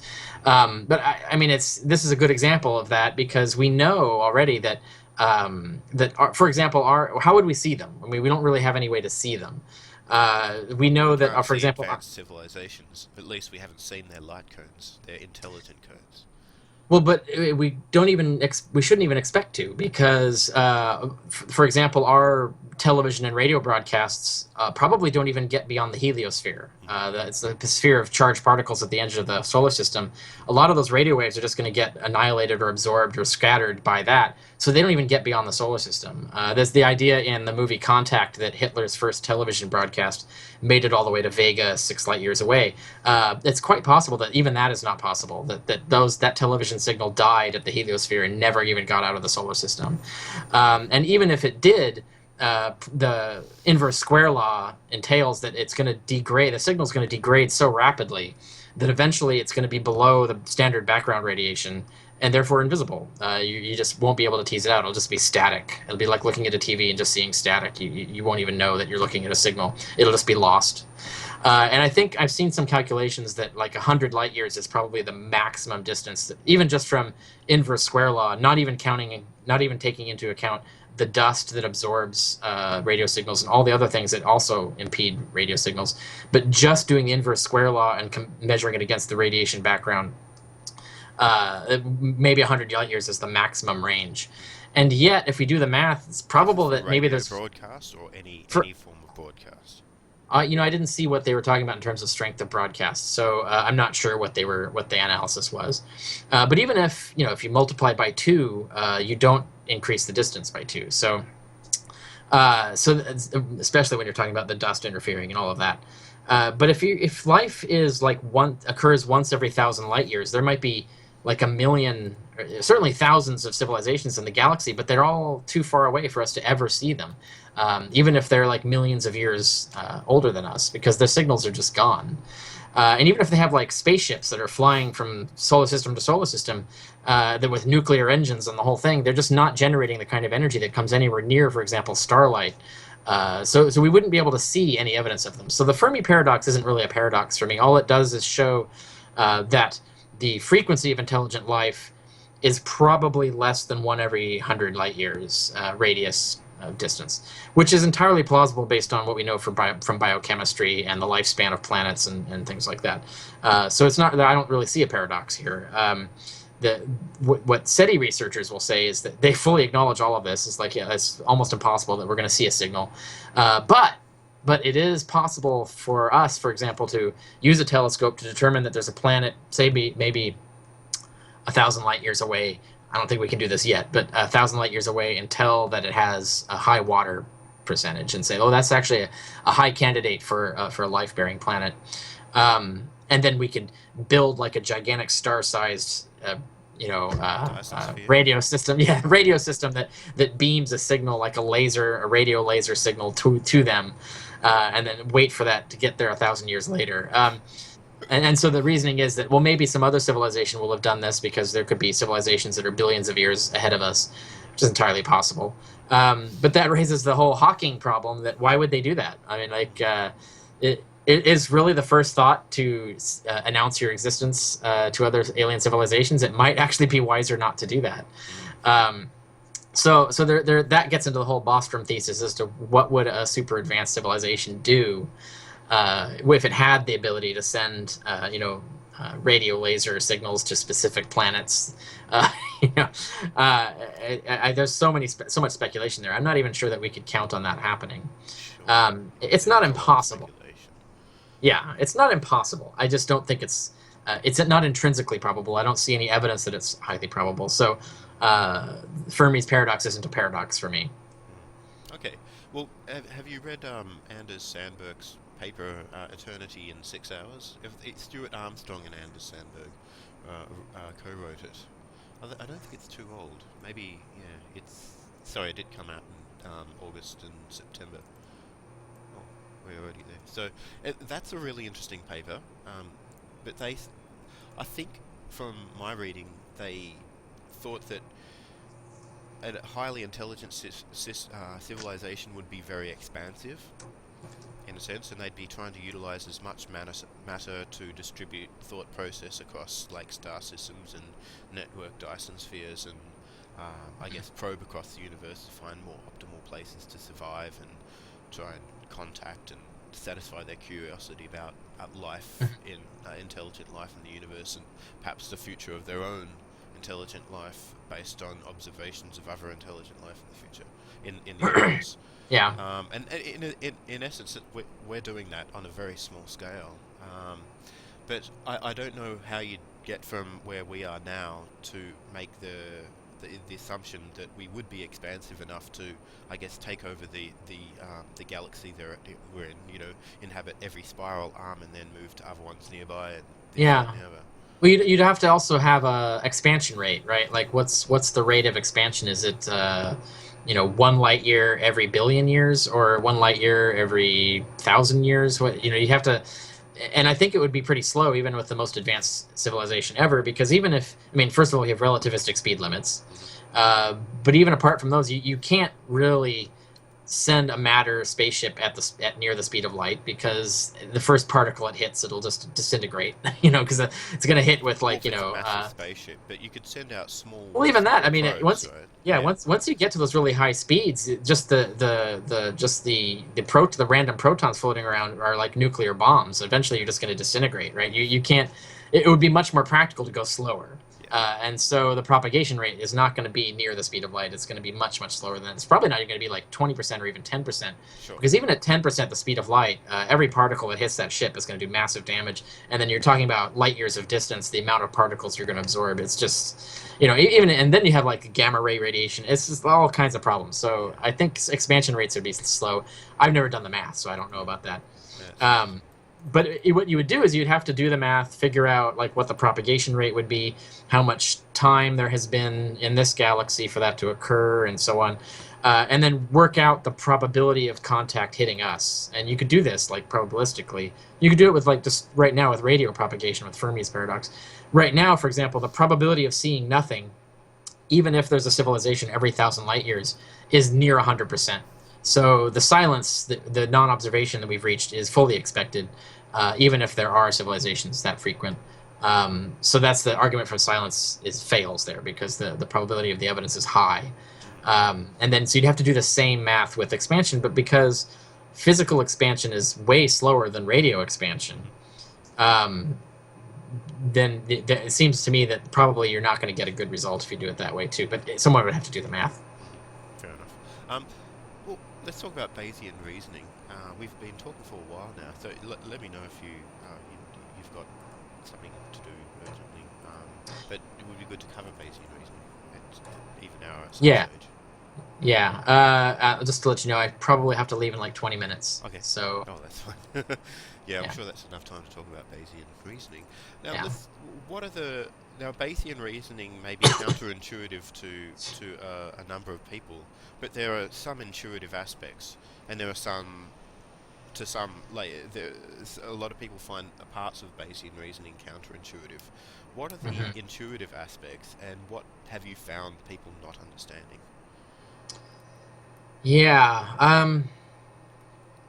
Yeah. I can't think of any specific examples to illustrate. So, One of the common problems, for example, is not understanding how making excuses to fit the evidence reduces your priors.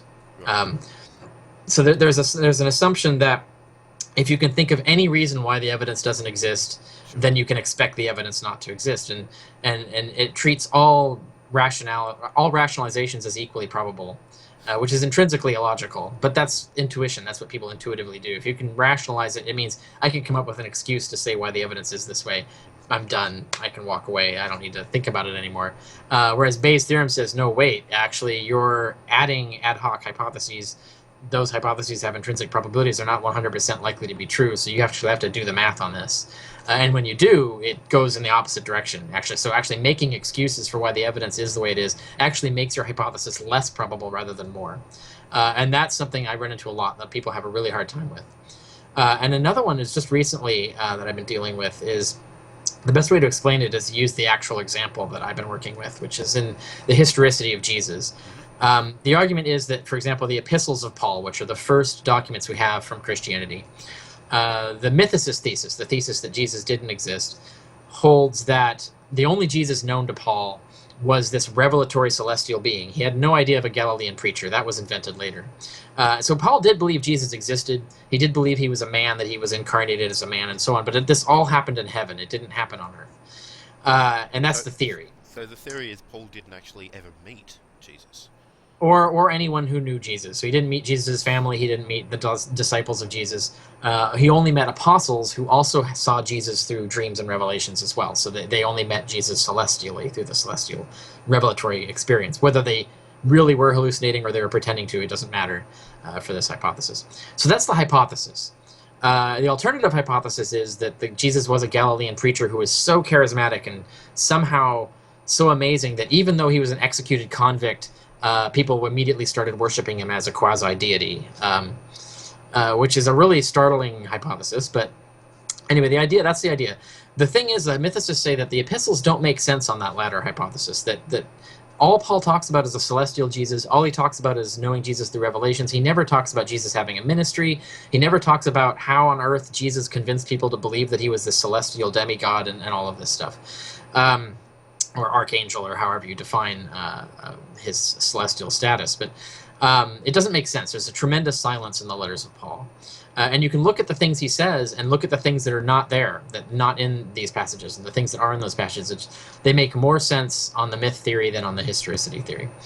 And a lot of the resistance I get to this from historians is that it actually, it's very improbable that Paul would be talking about a celestial Jesus, and whereas if you assume he's talking about a historical Jesus, all this stuff makes sense.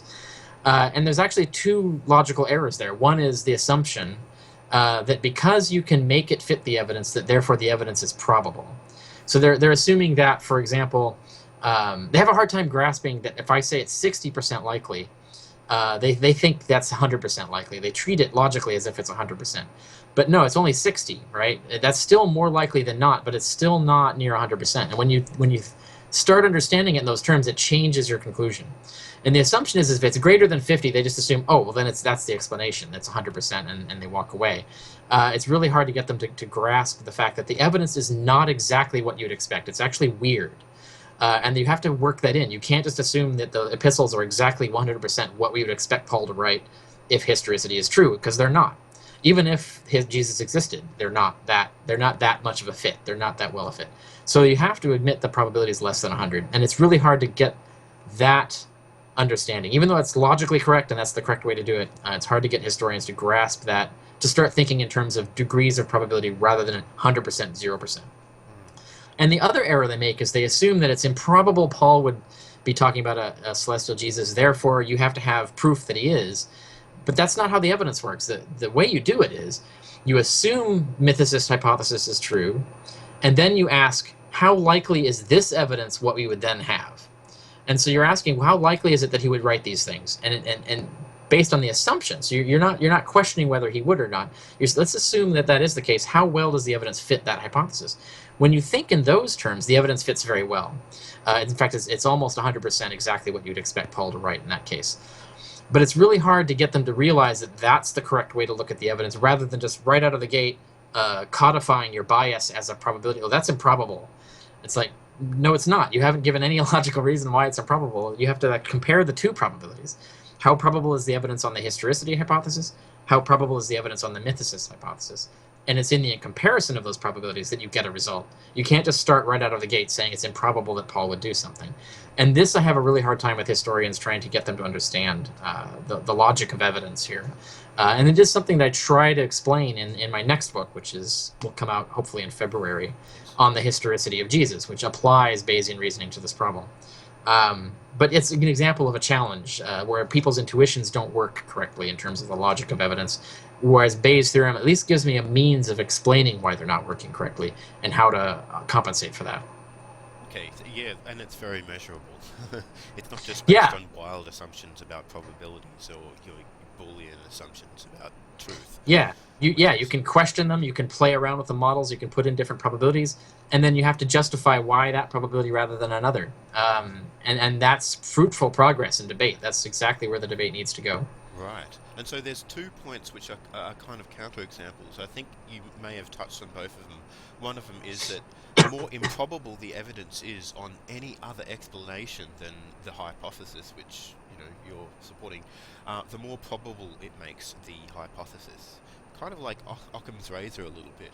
And then the other one, which seems like the reverse, is you've got 5 points and this is point 5, and the more evidence always means that evidence that's more improbable on any other explanation. Now, I can see why people might confuse the two of these a little bit. So one of them is saying that the more improbable the evidence is on another hypothesis, the more probable it supports your hypothesis. Is that correct? Yeah, because what you want is evidence that your theory explains better than all alternatives. And explains better means that it's way more probable on your hypothesis than on any other. And the only way that can be If you look at the math, stare at the numbers, you can see that the only way that can be is if it's expected on your theory, it's going to be very probable, like let's say near 100%. So in order for that evidence to be really good evidence for your hypothesis, that evidence has to be very unexpected. In other words, it has to be like maybe a 1% or less probability on your competing hypothesis. And that would give you a factor of 100. It would mean the evidence is 100 times more likely on your theory than on all alternatives combined. That would be really good evidence. That's really strong evidence, usually, depending on what kind of thing you're arguing for. So those two propositions actually, one is a broader generalization of the other. Right. Yes. Okay. All right. So now we were speaking about the Fermi paradox, and sometimes I'll frame it as the singularity is used to describe a lot of things. It's like a model that can sort of predict so many outcomes for the future of the universe. Mm-hmm. Do you think that that model should be, I guess, applied to this sort of Bayesian reasoning rule, or don't we have enough examples of an intelligence explosion to really go by to predict what an AI would do? Yeah, I mean, obviously you'd have to do it item by item. I mean, to make it manageable. And it relates to what I was talking about before. That like there's certain things we have not enough information about, but there are certain things we do. If you're talking about like intelligence explosion taking over the galaxy, there's some math you can do on that already to calculate the probability of how fast you could like come up with certain rates of expansion and look at how probable each one is. And some of those are going to be extremely improbable, whereas others will have a higher probability relatively. So yeah, you can do Bayesian reasoning. You can also do Bayesian reasoning even if you don't know the probabilities, but if you know the relative probabilities. So it's the odds form of Bayes' theorem. So if you know like this is twice as likely as that, you can do the math and figure out like, in the long run, do all the factors and figure out like how much more likely is a certain outcome than another, even if you don't know how likely that is. So there's different things you can do with Bayesian reasoning and apply them to the singularity style hypotheses. You can't predict everything this way, but you can get an idea of certain probabilities, and even in the cases where you can't come up with probabilities, you can explain why. You can use Bayesian reasoning to show why you're not able to get a result, why the error margin is too large. So Bayesian reasoning, even there, can help you understand your own ignorance.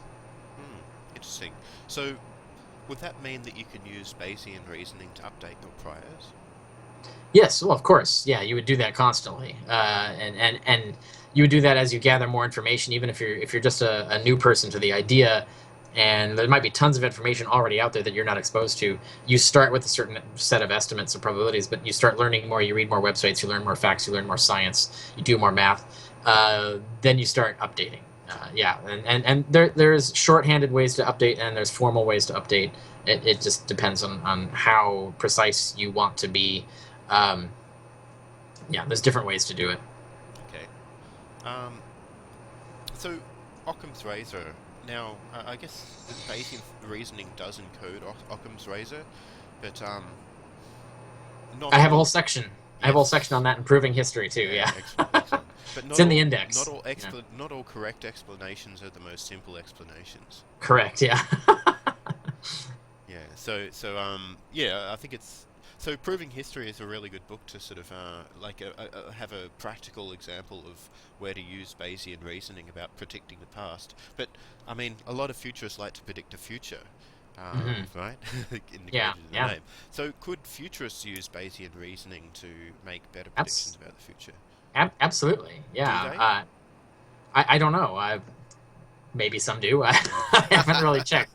Although I have to say, what I always say when I teach Bayesian theory in lectures and speeches and things, is I point out that Bayes' theorem is a model of all correct reasoning, so that anytime you're reasoning correctly, you're actually doing Bayes. You're actually reasoning in a Bayesian way. You just don't know it. So any futurist who's reasoned correctly, whether they're aware that they've been thinking like a Bayesian, they've been thinking like a Bayesian if they've been reasoning correctly. So really, like the good futurists are already Bayesians, they just don't know it yet. So would science be a practical example of Bayesian theory before it was really? Yeah, it doesn't seem to be described as Bayesian theory the way it's described to me. But do you think that that's? Do you think that are they equal? Or not entirely? No, yes, they are. the scientific method debate gets more complicated because you have that one battle inside science in the publication standards for papers as to whether research studies should be frequentist or Bayesian. And that can be confusing because that's a separate kind of debate than debating the underlying logic of all scientific method. And if you're talking about the underlying logic of all scientific method, yes, it's definitely Bayesian. And this is the hypothetico-deductive method. And also improving history, I have a whole section on that hypothetical deductive method. You can look it up in the index or in the chapter 4, which is where I do all of this, where I show that all scientific reasoning, all scientific methods reduce to Bayesian reasoning. I speculate in endnotes. Confusingly, I think I could have better written it and may in future write something better on it, where even research papers that use frequentist analysis, where you have like a p-value and you're testing your hypothesis. You're basically all you're trying to do is confirm that your result is not an artifact of random processes. Essentially, that's kind of like frequentists insist that's all you can ever really do, which is incorrect because if that were the case, then you could never argue for any hypothesis. But what frequentists do is they assume they've controlled for all factors, and therefore their controlled condition is the one thing that's left. And the only thing, the alternative to that, is random accident. And so if they can rule out random accident, say it's improbable, well, rule it out in the sense that they can show that it's very improbable, which is what they do with frequentist statistics, that therefore the alternative, which is their one controlled condition, must be the cause. So they can actually, either the cause or a genuine correlation, because some correlation is not causation, and not all papers try to prove causation that way. But the problem is they're implicitly assuming things, like, for example, a wizard didn't cast a spell to get the result. And they think, well, that's ridiculous, but it has a non-zero epistemic probability, and you're totally correct for assuming that it has an extremely small probability. But the point is, you're assuming it has an extremely small probability. That's a prior probability. So you're actually doing Bayesian reasoning. So even frequentist research papers are fundamentally Bayesian. They're just assuming that they've reduced the prior probabilities of all alternative hypotheses to near zero, except the one that they're testing. Sometimes that's a valid assumption, sometimes it's not. For example, fraud. Fraud is a pretty good explanation, and there's been a lot of scandals recently in research papers, fraudulently producing data, fraudulently analyzing data. But that's one thing that frequentists can't control for. If you just have your hypothesis, your control condition, and random chance, you're not controlling for fraud. What's the probability of fraud? How do you factor that probability into your result? They're Bayesian thinking. They wouldn't call it that, but that's what they're doing. Is they're assuming the probability of fraud is vanishingly small. We know it's not because it happens a lot. So it fortunately happens rarely, so it's not happening so often that we have no trust in science. But it's not a wizard casting a spell. It's a real thing that actually happens. So even frequentists are thinking like Bayesians. And I think all scientific methodologies, you can show that it's really Bayesian reasoning. It really reduces to that. They're just not being honest or explicit about their assumptions in terms of the the prior probabilities and the likelihoods and so on. Yeah, wow, that's a very interesting way of describing it. It's so people can get your book on Amazon or get it from Yeah. richardcarrier.info. Is that right? Yeah, richardcarrier.info. If you buy it through my store on there, I get like a 3% or 7% commission, so I get more, not just the royalty, but I also get commission from Amazon, and it costs you nothing more to do it that way. So people want to support me, they can buy it through my my Amazon store on my website at richardcarrier.info. Excellent. Well, it's been a whirlwind tour from Yeah. all the way back from Jesus now and into the future. It's been a wonderful interview, I must say. I've thoroughly enjoyed it, and I'm still learning about probability theory, and like I didn't really have a strong educational background in mathematics, except for what I needed to do my computer science and whatnot.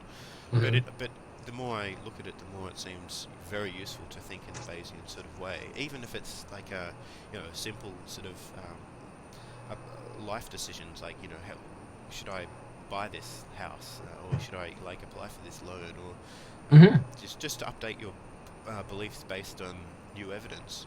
And Yeah. so my concluding question would be, based on our discussion so far, Has there ever been a cherished belief that you held close to your heart, which you felt really strong about, which have that you'd have had to overturn subsequently based on new evidence? And would you like to discuss Yeah.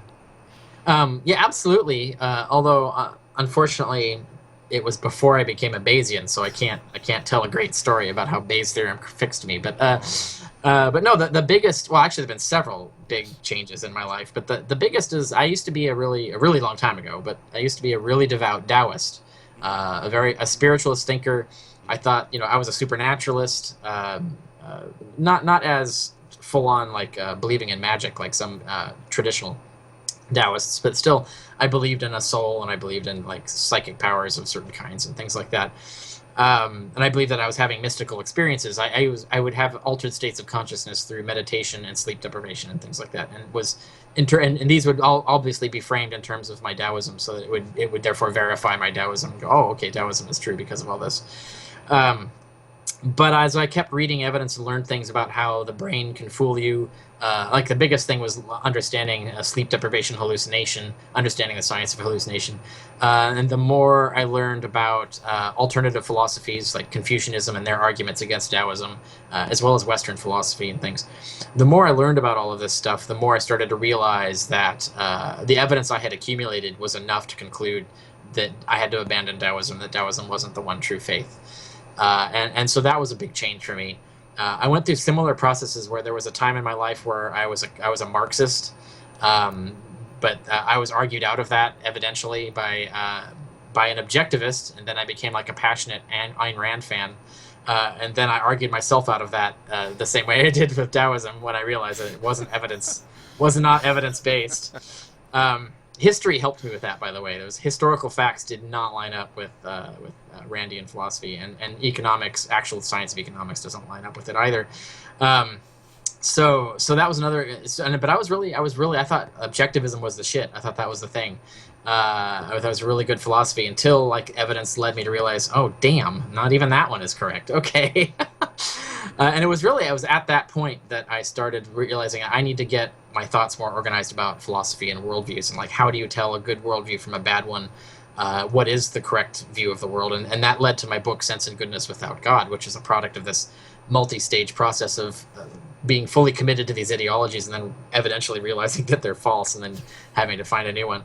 And I became a much more moderate epistemologist after that. I don't passionately devote myself to ideologies too quickly anymore because of those experiences.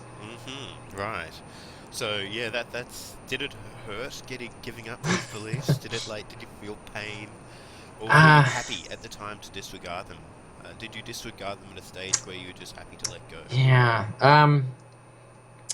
It's funny. The different experiences. I mean, Taoism, that was so gradual, uh, and even then, I started do the philosophical seeking after that. Um, that it wasn't painful. It was something that I could ease myself into, and because it wasn't a religion that was like my social status or social position was based on it, there wasn't anything actually painful giving it up. And whereas if had I been a Christian, for example, my whole social system could have been based on it, my social status, the way I was perceived, like my identity could have been like so enmeshed with it that it'd be really difficult and painful to get rid of. I didn't have that quite of a problem. And in fact, Taoism prepared me to abandon Taoism because a lot of Taoist thinking is abandoning exactly the kinds of things that anchor you to certain ideologies for like your identity and things like that. So it's Taoism in a sense kind of teaches you how to abandon ideologies, including Taoism. Yeah, wow, that's useful. So it was actually the best kind of religion to go through that process with. When I went through Marxism and objectivism, like two diametrically opposite worldviews, the reaction at the end of them was actually rage and anger. I was really uh, um, kind of pissed off that I had been misled and that the facts were so different than what I was told. Rage is not the right word, but I'm actually such a low key guy emotionally that doesn't usually characterize me very well. But no, I was angry, and so it wasn't so much painful. It was more of like it just being slightly pissed off, and then dusting off and saying, okay, I got to start over. Mm, Um, And I've always been very stoic and pragmatic about that. I think possibly my Taoism affected me in that way too, in my approach to life. So that the transitions weren't as painful for me as they might have been for other people. I had a more grounding in terms of how to get up off the ground and start from scratch on things. That's a useful way to be. I think, yeah, like you said, it might be easier for you than it is for a lot of other people who maybe are entrenched in like Hmm. a social situation, like they're married and have kids in a very Christian environment. It's very hard to sort of give that up. Yeah. Yeah. Did you did you like flow onto Popperianism and falsificationism after that? No, in the midst of all of this, because my epistemological studies were broad and separate and in parallel to all of these. Yes. Ayer Ayer's second edition or his last edition of Language, Truth, and Logic was influential. Uh, but then I read like Polanyi's Personal Belief, which is kind of like show. That's a good example of like all the things that Ayer and positivism missed. And so if you take if you take Polanyi and Ayer and you try to merge them together to come up with an epistemology that they can consume them both and accommodate them both, you end up basically with the epistemology that I advocate in Sense and Goodness Without God, which is kind of a more integrated synthetic approach that doesn't fall to the absolutist traps of positivism, but at the same time is able to make use of the tools of positivism. A lot of them are actually useful. You can do a lot with them if you use them properly. Um, so I had that kind of broad synthesizing way. Even my ethics has been synthetic in the sense that I take ideas from a number of things and try to find a way to make them all fit together into one system. Mm. As I explained in Sense and Goodness Without God, I think the correct system is it's consequentialist and deontological and virtue ethics. They actually are all the same thing, and they're all talking about the same thing. They're just talking about different aspects of it. And when you understand that, you can actually come out with a unified view of morality. And so I've done a lot of my philosophy is like that. Hmm. Excellent. Well, I'm well aware that we're fast approaching like a time where you have stuff to do. So it's been Yeah. an entertaining conversation. So entertaining, I could talk about this stuff all day. But yeah, we've all got agendas and stuff that we need to do. But it's been Yeah. fantastic. I really appreciate your time and Yeah. all Thank the you. work you've done into yeah, applying like Bayesian theory to history. I think I'm not sure if you're the first person to do this, or the first I'm person to take it seriously. I'm the first person to write a book about for historians about how to do it. Yeah. And I thought I was the first to suggest that all historical reasoning was Bayesian. Afterwards, I found out that Avizel Tucker had, as a philosopher, had already articulated this historiographic theory in the epistemology of history. He doesn't give so much practical advice for historians, and he's not explaining Bayesian theory to historians the way my book does. But so I wrote a blog about it afterwards, saying, a honest nod to Avizer because Sure. Tucker actually was there before me, and it's always gratifying to see that someone's figured it out independently of me, right? Yeah. So then I said, oh, I must be onto something because Yeah. if Right. two people completely unconnected to each other can come to the same conclusion and the same arguments, you might be onto something. But yeah, like I said, he was there before me, but only just. I think he published in 2005, and I did. Mine came out in 2012. Well, you've done some wonderful stuff to promote the idea anyway. So like, it's great you're doing that. And yeah, I really appreciate the stuff that Mary's doing, and it'd be very good if futurists would use this sort of Bayesian reasoning to um, Mhm. drive more confidence-based, statistical confidence-based approach to trying to determine what the future might look like. And I Yeah, guess, yeah, that it's a very useful toolkit to have. yeah. Um, Well, intelligence agencies are doing it. sure. The CIA is Bayesian. Right. And all the people who were telling George Bush that there were no weapons of mass destruction in Iraq, those were all the Bayesians at the CIA. Yeah, but he didn't listen to them. He Sometimes you did can not give listen to people a them. very No. good argument, but that That's doesn't right. necessarily convince people. That's But right. that's what else Absolutely. can you do? Yeah, yeah, yeah. Sadly. Yeah, cheers. But anyway, it's been fantastic chatting to Yeah. you, and I'll put this up on YouTube real soon. And yeah, All right. Great. look forward to reading your book. So I'll put a Groovy. link to all these things up. In fact, after the conversation, I'll get some links from you. Yeah. That'd be Absolutely. fantastic. Yeah, many Hmm. thanks. Been awesome. Yes. Thank you. Cheers.